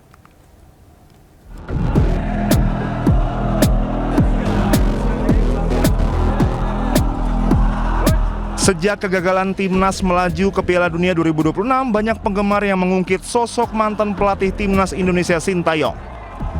Apalagi Coach Sin baru saja menganggur usai dipecat Ulsan HD. Selain itu, Sinteyong juga dikaitkan sebagai calon kuat pengganti Patrick Kluivert yang resmi mengakhiri kebersamaan dengan Timnas Indonesia. Bukan tak mungkin Sinteyong masih dipertimbangkan untuk menjadi pengganti Kluivert. Ya, menurut saya sama juga Mas. Potensi saya nggak bisa bilang nggak ada. Potensi ada, bisa balik. Tetapi ya balik lagi, seperti yang saya tadi bilang, harus ada persyaratan yang lebih ketat, lebih baik dalam kontrak mungkin. Baik. Sinteyong menahkodai Timnas Indonesia selama memperjuangkan tiket lolos ke putaran Piala Dunia 2026 yang akan digelar di Amerika Serikat, Kanada, dan Meksiko. Bersama STY, Garuda mengawali langkah dari ronde 1 hingga setengah perjalanan ronde 3. Sisanya sejak setengah akhir ronde 3 dan sepenuhnya ronde 4, Timnas sudah ditukangi Kluivert. Dalam 57 laga bersama Timnas senior, Sinteyong mencatatkan 20 kemenangan. Persentase kemenangan Indonesia bersama Sinteyong 45,6%. Selama ditukangi STY, Timnas Indonesia mencatatkan perbandingan 106 gol dan kebobolan 75 kali. Selain itu, STY juga berhasil membawa Timnas menahan imbang Australia dan Arab Saudi. Ya, PSSI resmi mengakhiri kerjasama dengan tim kepelatihan Tim Nasional Indonesia, termasuk pelatih Patrick Kluivert. Ya, Menteri Sekretaris Negara Prasetyo Hadi menghormati keputusan tersebut dan meminta PSSI segera mencarikan pengganti. Dalam hal ini, Prasetyo berharap para punggawa Timnas tidak patah semangat dan terus memperbaiki kualitas ke depannya. Berkaitan dengan masalah pemecatan pelatih tim nasional kita yang tentu akibat dari kemarin kita belum berhasil menembus ke Piala Dunia 2026, ya, dan itu bagian dari evaluasi. Nah, tentunya kami pemerintah menyambut baik keputusan dari PSSI untuk memberhentikan pelatih Patrick Kluivert dan kemudian untuk sesegera mungkin bisa mencari penggantinya, karena bagaimanapun kita tidak boleh patah arang, kita harus terus yakin, terus berusaha untuk memperbaiki kualitas tim nasional kita, sehingga diharapkan pada saatnya nanti apa yang menjadi mimpi dari 287 juta rakyat Indonesia untuk timnas kita bisa berlaga di kancah Piala Dunia dapat terwujud. Saya kira begitu. Indonesia terus mematangkan persiapan mereka menjelang Piala Dunia U17 2025 yang tinggal menyisakan waktu kurang dari 1 bulan. Tekanan tentu dirasakan skuad Garuda Asia usai timnas senior gagal ke Piala Dunia. Namun sang pelatih Nova Arianto meminta agar skuadnya tidak tertekan dan menikmati pertandingan di Piala Dunia nanti.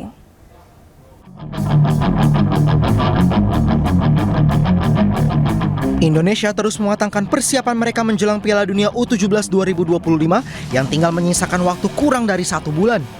Kali ini total 23 pemain ikut serta dalam sesi latihan yang digelar di Stadion Madia Senayan, Jakarta pada Rabu sore. Dalam pemusatan latihan kali ini, timnas U17 nampak lepas meski ada beban harapan setelah timnas senior gagal lolos ke Piala Dunia 2026. Ya, itu menjadi pemikiran kami di coaching staff ya, karena dengan kemarin kita tidak masuk ke Piala Dunia, otomatis secara ekspektasi, secara semuanya akhirnya diberikan kepada timnas 17. Tapi saya harap pemain saya minta lebih enjoy saja dengan situasi sekarang, walaupun saya tahu tekanan semakin tinggi dengan kemarin timnas nasional kita gagal dan kita berhasil masuk di Piala Dunia, dan harapannya pemain bisa lebih enjoy dan menikmati pertandingan, karena sekali lagi Piala Dunia menjadi event yang paling besar ya di usia kelompok mereka, dan saya harap pemain bisa enjoy di pertandingan besok.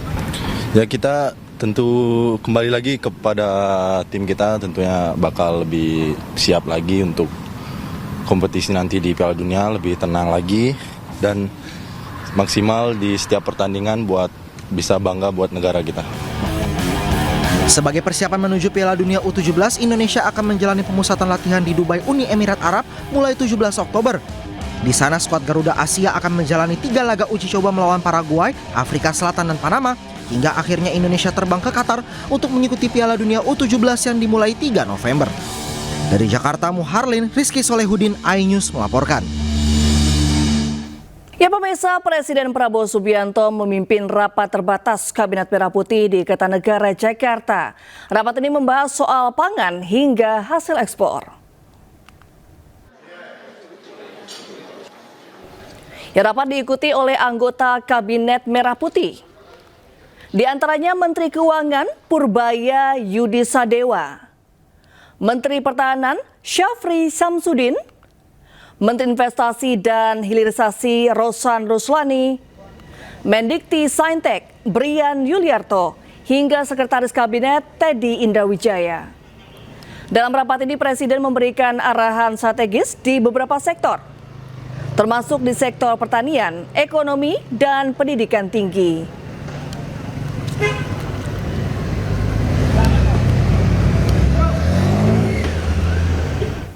Ya, Presiden Prabowo Subianto mengungkap alasan dibuatnya program makan bergizi gratis. Dalam dialog bersama Chairman and Editor-in-Chief Forbes, Steve Forbes, Prabowo melihat masih banyak anak-anak Indonesia yang kekurangan gizi.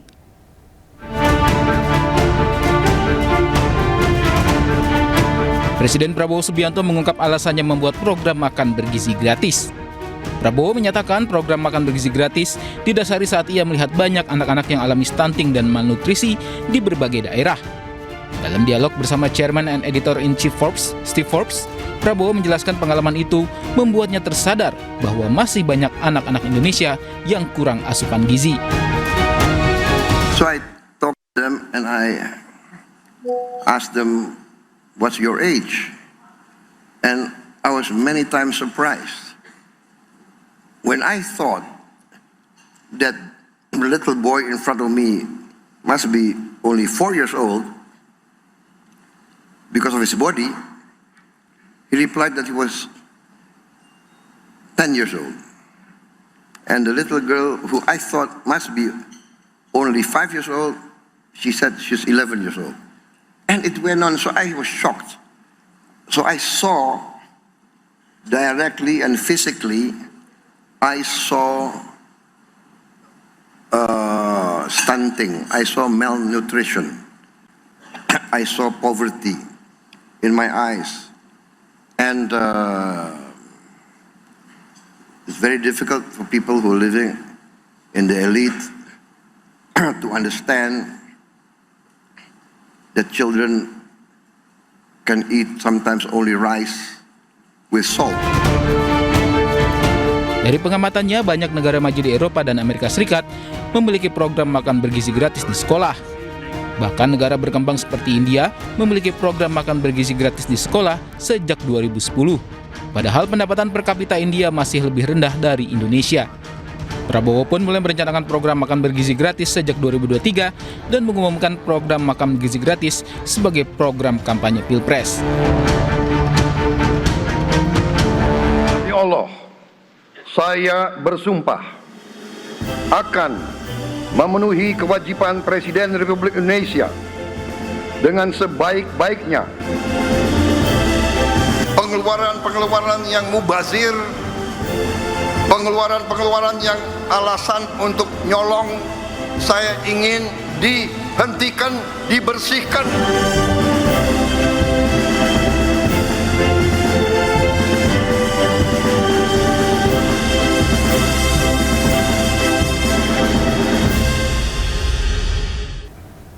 Ya, kita ke informasi selanjutnya pemirsa. Hanya ramai saat liburan dan sepi pada hari biasa. Utang Wush kini jadi beban. Meskipun Wush mengklaim telah melayani 11,7 juta penumpang sejak pertama kali beroperasi, halte Transjakarta Jor Ciledug Jakarta Selatan dikeluhkan penumpang karena memiliki lebih dari 100 anak tangga yang menjulang tinggi. Halte Jalur Langit ini juga dinilai tidak ramah lansia dan kaum disabilitas.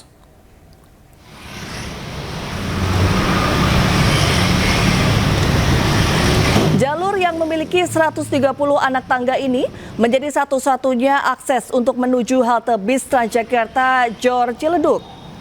Penumpang pun terpaksa berolahraga dan mendaki sebelum menaiki bis. Selain membuat lelah, halte yang dijuluki halte Jalur Langit ini juga dianggap tidak ramah terhadap lansia dan kaum disabilitas. Penumpang pun berharap pihak terkait membangun eskalator dan juga lift.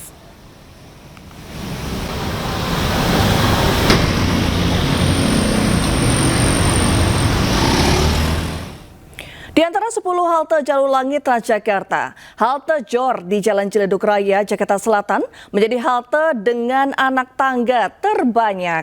Pengguna harus menaiki ratusan anak tangga untuk menuju halte Transjakarta Koridor 13. Dan berikut liputan jurnalis Anissa Rizkia dan juru kamera Yemi Jasin. Pemirsa, di antara 10 jalur langit Transjakarta yang berada di wilayah Jakarta ini, salah satu yang memiliki anak tangga terbanyak di tempat saya melaporkan yaitu di halte Jor yang berada di Ciledug, Jakarta Selatan. Kalau dilihat, ini tadi saya sudah berjalan kaki dari bawah menuju ke atas, ada sekitar kurang lebih 30 anak tangga. Namun pemirsa, ini belum selesai karena masih ada ratusan anak tangga lain yang harus saya susuri untuk bisa naik dan menuju ke halte Transjakarta.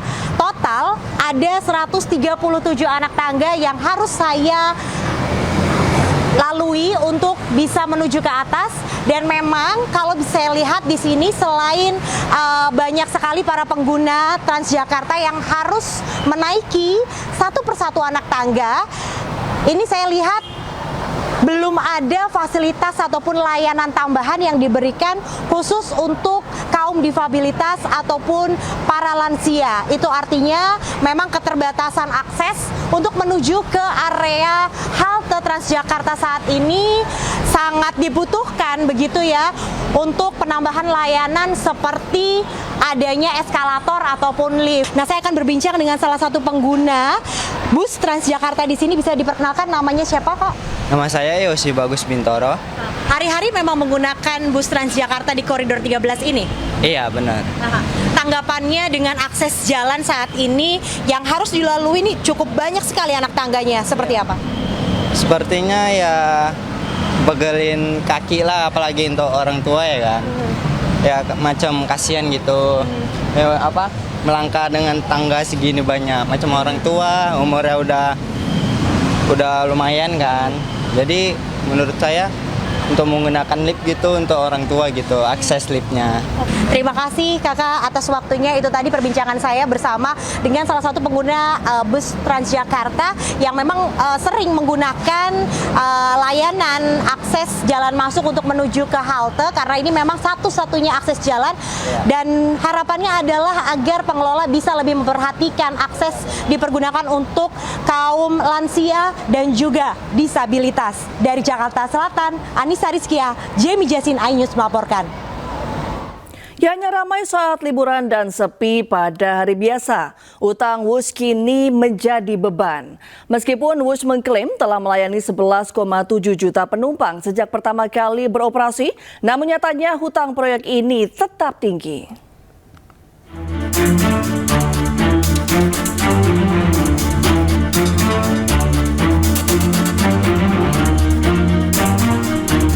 Kereta api cepat Jakarta-Bandung atau Wush kembali jadi sorotan terkait hutang yang menumpuk. Pasca beroperasi, proyek kereta cepat Wush menyisakan hutang dengan nilai fantastis, yaitu 116 triliun rupiah. Menteri Keuangan Purbaya Yudi Sadewa menegaskan BPI dan Antara seharusnya mampu membayar hutang kereta cepat Wush. Begini, bukan utang yang nggak dibayar. Kan pemerintah kalau dulu kan semuanya pemerintah yang tadinya begitu kan, tapi ketika sudah dipisahkan dan seluruh dividen masuk ke Danantara cukup mampu untuk membayar itu. Jadi bukan nggak dibayar utangnya, dibayar tapi Danantara, bukan APBN. PT Kereta Cepat Indonesia China atau KCIC buka suara terkait keengganan Menteri Keuangan Purbaya menutupi pembiayaan hutang kereta cepat Jakarta-Bandung atau Wush. Corporate Secretary PT KCIC mengatakan tetap percaya dukungan pemerintah dalam mencarikan jalan keluar menyelesaikan masalah hutang Wush. Sehingga KCIC percaya bahwa skema-skema yang saat ini sedang dibicarakan, sedang didiskusikan nantinya akan menjadi solusi yang terbaik. Dan tentunya koordinasi juga terus dilakukan bersama kementerian terkait seperti Kemenko Infrawil, Kementerian Perhubungan dan sejumlah kementerian lainnya, serta bersama Danantara, BPBUMN dan juga para pemegang saham. Sementara itu, Menko Polhukam periode 2019-2024 Mahfud MD menilai proyek Wush yang digarap di era Presiden ke-7 Republik Indonesia Joko Widodo telah memberatkan keuangan negara. Bahkan Mahfud menduga pembengkakan hutang Wush disebabkan adanya markup. Karena ada dugaan markup. Dugaan markupnya gini, Mas. Ya, itu harus diperiksa ini. Uang lari kemana? Menurut perhitungan pihak Indonesia, biaya per 1 kilometer kereta Wush itu 52 juta US dollar. Tapi di Cina sendiri hitungannya 17 sampai 18 juta US dollar. Naik 3 kali lipat kan? Ini yang naikkan siapa? Uangnya kemana?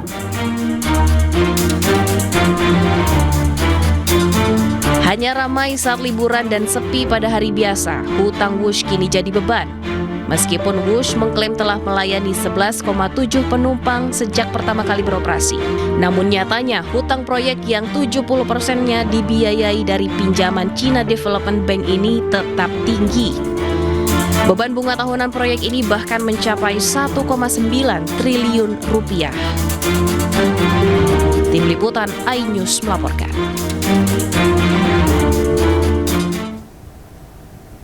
Ya, dalam pertemuan antara dua kementerian, Menteri Keuangan Purbaya Yudi Sadewa berkelakar akan luasnya ukuran ruang kerja Menteri Perumahan dan Kawasan Permukiman Marwar Sirait. ruang kerja, ruang rapat, ruang terima aspirasi, kemarin ratusan orang ini. Ruang pelatih gini Anda kasih apartemen berapa? Nggak ada lihat. Oh, seperti gini nih. Tapi ini multifungsi, Pak. Yaitu BPS, Pak. Ini BPS Menteri Sosial. Kami dapat dari Bapak itu tahun depan 400.000 rumah yang renovasi. Nah, persoalannya data itu sering tidak tepat sasaran.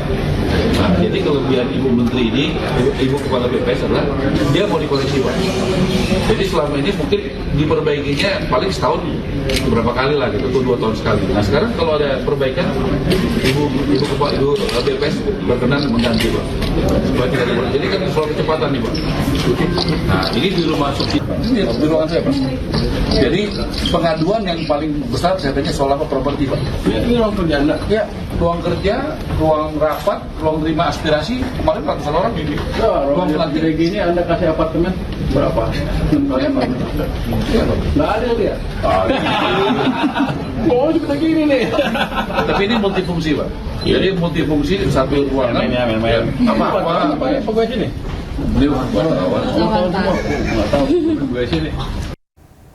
Pemirsa, dalam rangka memperkuat usaha mikro kecil dan menengah, MNC Peduli dan MNC Tourism bersama Yayasan Indonesia Setara dan Innotech Foundation menggelar pelatihan digital marketing di KEK MNC Lido City, Bogor, Jawa Barat. Program bertajuk Desa Emas, Desa Ekonomi Maju dan Sejahtera ini bertujuan mendorong kemandirian ekonomi masyarakat dan memperkuat potensi usaha lokal di sektor pertanian, perikanan, dan ekonomi kreatif. 36 pelaku UMKM binaan dari perwakilan 15 desa yang ada di sekitar KEK MNC Lido City, Jawa Barat antusias mengikuti pelatihan yang digelar MNC Peduli bersama MNC Tourism serta Yayasan Indonesia Setara dan Innotech Foundation. Selama 2 hari, peserta diberikan beragam pelatihan seperti teknik pengambilan video, cara mengedit video yang unik untuk media sosial, cara menjual produk di sosial media maupun di marketplace, pengetahuan praktis dalam menjalin kemitraan usaha dengan industri pariwisata, serta bisnis coaching. Selain teknik pembuatan videonya, kemudian teknik pengambilan gambarnya, kita juga memberikan beberapa edukasi tentang bagaimana meningkatkan penjualan lewat marketplace atau digital marketing ya, mulai dari sosial media, kemudian beberapa marketplace yang bisa dia manfaatkan. Dengan edukasi-edukasi yang kami berikan bisa menyebabkan para UMKM ini bisa naik kelas, bisa berkembang omsetnya, bisa membuka lapangan pekerjaan, dan juga berdampak kepada masyarakat sekitar. Pelatihan bertema standar prosedur bermitra di dunia pariwisata menjadi komitmen bersama untuk mendorong kemandirian ekonomi masyarakat dan memperkuat potensi usaha lokal di sektor pariwisata dan ekonomi kreatif. Nah, ini sesi kedua di MNC Peduli sama UMKM, itu tentang pelatihan bagaimana caranya berjualan di sosial media. Oh, perlu banget, sangat penting untuk UMKM. Sempat direview juga nih di media sosialnya, ternyata kan penting banget call action kayak gitu kan ya. Kak, aku harus ngehubungin kemana sih? Kak, produknya kayak gimana sih? Kayak gitu, dan itu ternyata penting banget.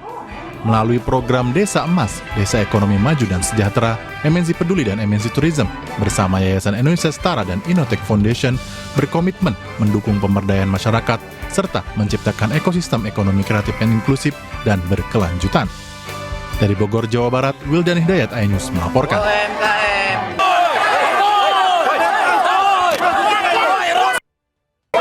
Unjuk rasa memperingati Hari Pangan Sedunia oleh ratusan petani dari berbagai daerah di kawasan Jambir, Jakarta pada Kamis siang berlangsung ricuh.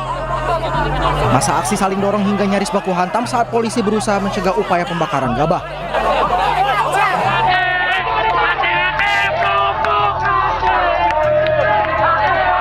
Sejumlah aliansi mahasiswa dan warga yang tergabung dalam Front Masyarakat Kramat Watu berunjuk rasa dengan mengadang mobil truk odol di jalur perempatan Jalan Lingkar Selatan, Kota Cilegon, Banten. Aksi ini merupakan bentuk protes terhadap meningkatnya aktivitas truk barang yang dinilai merusak jalan dan membahayakan pengguna lalu lintas.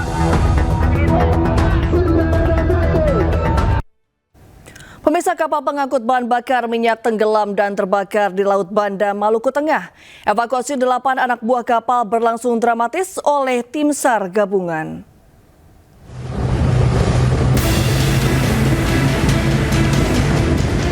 Sebuah kapal kayu KM Sarana Perkasa terbakar di perairan Pulau Gunung Api Banda Neira, Kabupaten Maluku Tengah, Maluku, Kamis siang. Kebakaran disertai ledakan keras lantaran kapal mengangkut bahan bakar jenis minyak tanah dengan rute Masohi tujuan Banda Neira. Kapal berawak 8 orang ini sebelumnya mengalami kandas hingga bocor dan tenggelam di perairan Pulau Gunung Api Banda Neira akibat menabrak karang.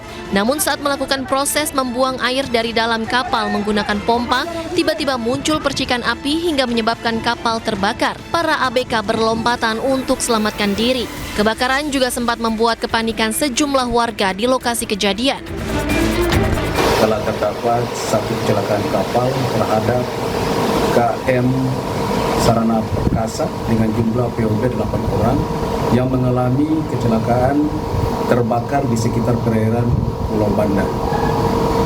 Pada pukul 10.37 waktu Indonesia Timur, diberangkatkan satu tim rescue Posar Banda beserta tim SISAR menggunakan trip milik Posar Banda menuju ke lokasi kejadian dan melaksanakan proses evakuasi terhadap 8 orang ABK tersebut. Kemudian pada pukul 10.55 waktu Indonesia Timur, tim SAR gabungan tiba di lokasi dan berhasil melaksanakan evakuasi terhadap 8 orang dalam keadaan selamat dan posisi saat ini korban di Pulau Banda. Akibat insiden ini, 8 anak buah kapal langsung dievakuasi dengan selamat ke Pulau Banda Neira dan Pulau Hatta oleh tim SAR gabungan dari Basarnas Ambon, Posar Banda, TNI Polri, dan warga setempat. Dari Banda, Maluku, Juanda Sari, iNews melaporkan. Pemirsa, polisi terus mendalami kasus kematian terapis di bawah umur di sebuah tempat spa di Jakarta Selatan. Hal ini penyidik memeriksa 3 saksi yang diduga terlibat dalam proses rekrutmen korban.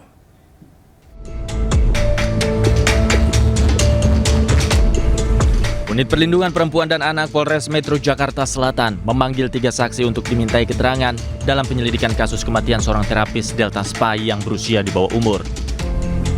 Ketiga saksi yang diperiksa berasal dari pihak rekrutmen, manajemen yang menaungi operasional tempat spa, serta dari Dinas Kependudukan dan Catatan Sipil Indramayu, tempat asal korban.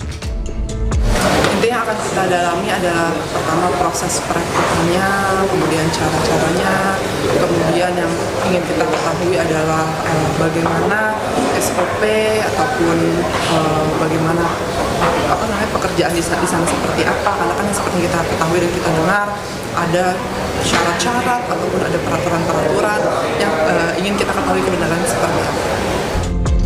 Penyidik juga akan memanggil sejumlah saksi lain, termasuk pihak yang diduga melakukan pelatihan atau training terhadap korban. Selain memeriksa saksi, polisi juga menganalisa rekaman CCTV di sekitar lokasi. Namun, hasil sementara CCTV tidak menangkap langsung momen saat korban diduga melakukan aksi nekatnya. Di Jakarta, Rizky Falufi, iNews melaporkan.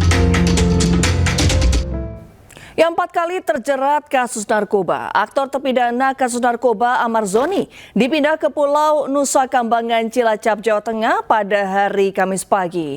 Amar Zoni dipindah bersama 5 narapidana lainnya.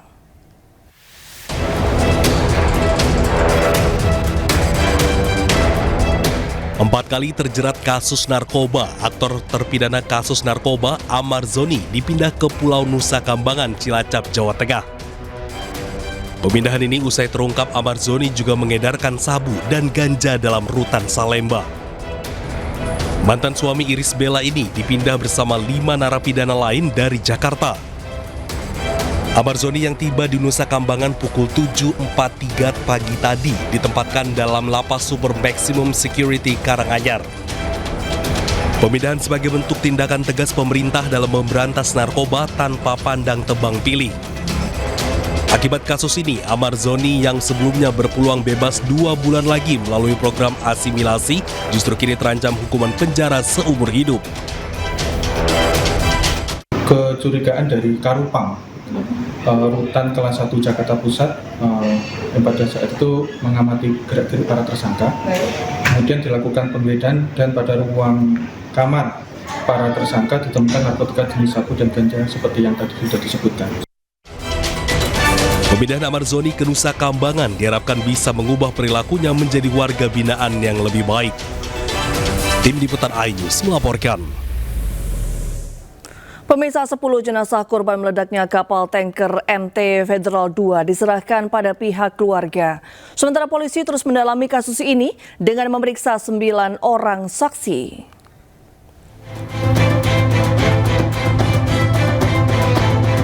Polda Kepulauan Riau menyerahkan jenazah korban insiden meledaknya kapal MT Federal 2 pada keluarga. Dari seluruh korban, 2 korban akan dimakamkan di Batam. Sedangkan 8 korban lainnya dibawa keluarga ke kampung halamannya di Pekanbaru, Medan, dan Palembang. Hasil otopsi menyebut para korban meninggal dunia akibat luka bakar identik. Sementara itu ada 21 korban luka akibat peristiwa itu, 5 diantaranya masih dalam kondisi kritis dan dirawat di Rumah Sakit Mutiara ID Batu Aji, Batam. Semua sudah selesai ya. Jadi kita memang bekerja. Kita harapkan setelah proses identifikasi ini bisa segera korban kita kembalikan ke keluarganya dan pihak keluarga juga dari kemarin menemani proses identifikasi itu, sehingga pada pagi hari ini kita sudah serahkan semua korban-korban yang kita identifikasi, di mana ada 2 yang di Batam, kemudian tadi ada 8 ambulan yang kita proses evakuasinya ke rumah sakit Medan, kemudian Palembang dan Pekanbaru. Saat ini Polres Barelang telah menetapkan 2 orang tersangka atas kasus ini dan masih diperiksa secara intensif. Dari Batam, Riau, Gusti Yenosa, iNews melaporkan. 6 siswa sekolah menengah pertama di Kabupaten Bekasi, Jawa Barat mendapatkan kekerasan fisik dari kakak kelasnya. Didampingi orang tuanya, para siswa korban perundungan melapor ke polisi. Perundungan terhadap 6 siswa SMP Negeri 1 Tambun Selatan, Kabupaten Bekasi, Jawa Barat viral di media sosial. Dalam video berdurasi 16 detik ini, 6 siswa kelas 8 mendapatkan kekerasan fisik dari kakak kelas mereka. Tidak terima anaknya menjadi korban perundungan, ke-6 orang tua siswa melapor ke Polsek Tambun Selatan. Belakangan diketahui aksi perundungan terjadi pada 8 September lalu. Pasca perundungan, orang tua siswa menyatakan anak mereka mengalami masalah psikologis seperti banyak termenung, tidak bersemangat ke sekolah, hingga melampiaskan kemarahan kepada orang tua masing-masing. Pihak sekolah SMP Negeri 1 Tambun Selatan membenarkan peristiwa perundungan yang menimpa sejumlah siswanya. Pihak sekolah menyebut peristiwa terjadi di luar sekolah yang berjarak kurang dari 1 kilometer. Pihak sekolah juga menyerahkan kasus tersebut ke pihak kepolisian lantaran terjadi di luar sekolah. Pada orang tua pun hanya tahu dari video. Kalau dari rekaman video itu, anak ibu tuh dapat kekerasan bentuk apa sih, Bu? Bentuk pukulan sama tendangan. Jelas banget anak saya berada di pinggir video itu. Sempat dipukul ya? Iya, sempat dipukul dan kepalanya dijenggut, dia dipukul, ditendangin. Ternyata di pertemuan itu antara kedua pihak belum menemukan solusi. Karena itu di luar daripada KBM, kami pihak sekolah tidak mempunyai kewenangan. Arahnya daripada orang tua korban ini untuk kalau sesuatu apa yang harus dilakukan dari pihak sekolah. Saat ini pihak kepolisian sektor Tambun Selatan yang mendapat laporan telah meminta keterangan baik pelaku maupun korban dan sejumlah saksi. Kasus ini juga dalam penanganan pihak Mapolres Metro Bekasi. Dari Kabupaten Bekasi, Jawa Barat, Didit Junaidi dan Agus Rohim, iNews melaporkan. Momen haru terlihat saat tahanan Palestina yang disandra Israel kembali ke Gaza dan akhirnya berkumpul dengan keluarga. Momen menggembirakan pun terlihat ketika sekelompok siswa di Gaza merayakan hari kelulusan mereka.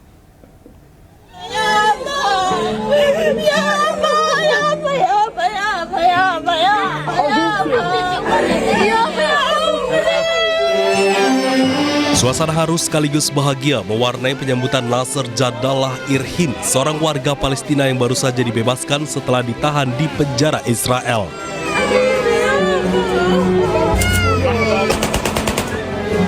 Ia tiba di Gaza disambut dengan pelukan keluarga, air mata bahagia bercampur kelegaan. Namun di balik senyum dan tangis tersebut, tampak jelas kondisi fisiknya yang melemah. Tubuhnya kurus dengan luka dan memar yang diakui akibat penyiksaan selama di penjara. Meski sebagian besar warga Gaza masih dibayang-bayangi trauma, namun kebebasan para sandera dan tercapainya kesepakatan gencatan senjata ini menjadi simbol harapan di tengah penderitaan panjang rakyat Gaza.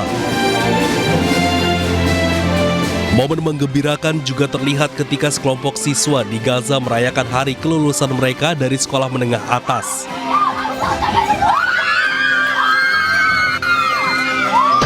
Sekelompok siswa tersebut berpelukan, tertawa, bahkan menangis haru. Hal ini menunjukkan sebuah kebahagiaan sederhana di mana ruang belajar seringkali menjadi sasaran serangan. Hari kelulusan ini juga menjadi simbol harapan baru, meski di tengah keterbatasan, generasi muda di Gaza tetap bermimpi tentang masa depan yang bebas dan damai.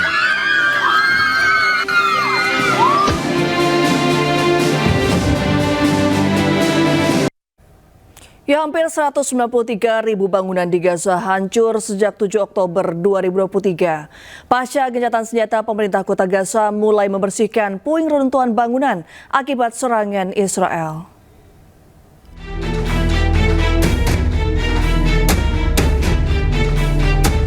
Beginilah kondisi kota Gaza pasca perang Hamas dan Israel yang berlangsung sejak 7 Oktober 2023.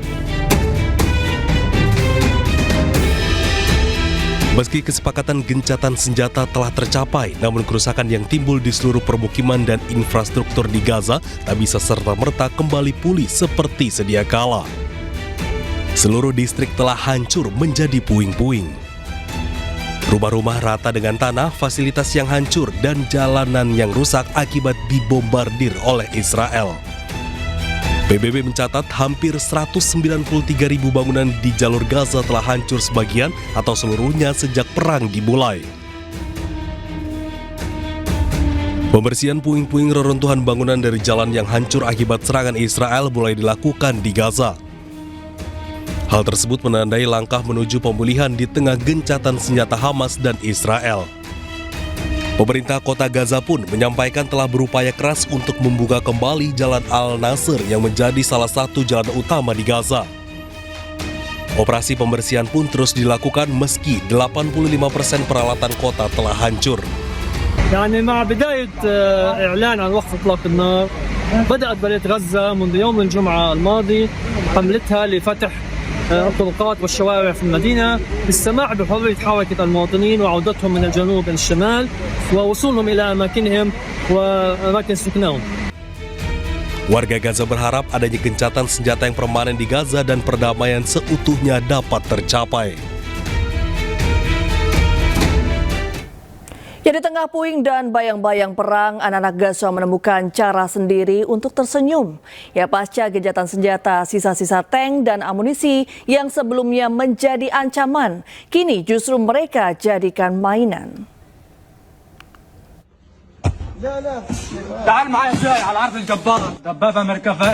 Inilah pemandangan menarik di Gaza usai tercapainya gencatan senjata antara Hamas dan Israel. Sejumlah anak terlihat menaiki tank Merkava milik pasukan pertahanan Israel IDF yang kini menjadi mainan di tengah reruntuhan.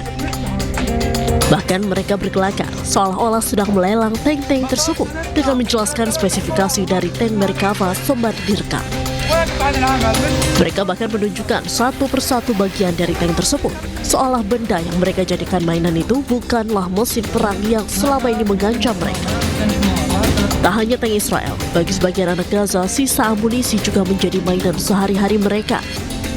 Nampak seorang anak balita di Gaza memainkan sisa amunisi dan selongsong peluru yang berserakan di sepanjang jalan Gaza usai dibombardir Israel. Di balik kepolosan tersebut tersimpan kenyataan pahit bahwa anak-anak Gaza tumbuh di tengah reruntuhan dan bermain di antara sisa-sisa perang. Ya, Indonesia Indonesia menjadi salah satu negara penentu dan pencetak sejarah dalam perdamaian antara Hamas dan Israel. Langkah strategis Prabowo mendorong berdirinya negara Palestina mendapat apresiasi negara-negara dunia. Dan pemirsa, usai sudah kebersamaan kita dalam iNews sore hari ini. Temukan informasi-informasi terbaru lainnya di www.inews.id. Cuplikan tayang berita iNews dapat Anda saksikan di kanal YouTube @official iNews. Dan jangan lupa saksikan iNewsroom sesaat lagi bersama rekan saya Diantra Mukni. Update informasi terbaru Anda dengan berita-berita aktual juga hangat dan sejukkan dulu dengan air mineral yang murni dan alami. Saya Rene Armsari pamit undur diri. Selamat beraktivitas dan sampai jumpa.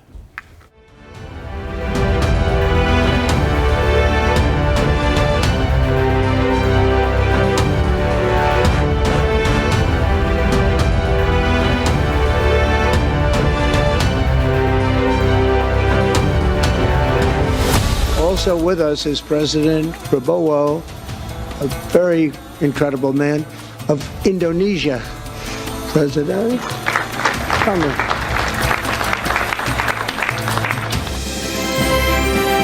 Presiden Prabowo Subianto hadiri pertemuan bersejarah di Sharm el-Sheikh, Mesir.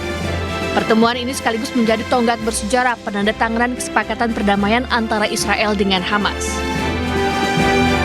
Dalam KTT perdamaian ini hadir pula sejumlah kepala negara dunia, termasuk Presiden Amerika Serikat Donald Trump dan Presiden Mesir Abdel Fattah el-Sisi. Pertemuan ini juga menunjukkan kedekatan Presiden Prabowo dengan pemimpin negara-negara di dunia. Jadi Indonesia di bawah kepemimpinan Bapak Presiden Prabowo tidak menjadi penonton, tapi kita di sini turut serta menjadi salah satu penentu dan salah satu pencetak sejarah dalam perdamaian di Timur Tengah, khususnya di Palestina. Saya kira itu, kita doakan bersama, insya Allah semuanya lancar. Indonesia sendiri terus melakukan aksi konkret dalam mendukung kemerdekaan Palestina. Sejumlah langkah yang dilakukan diantaranya mengirimkan lebih dari 100 tenaga kesehatan dan dokter ke Palestina, mengirimkan bantuan kemanusiaan dan kapal rumah sakit.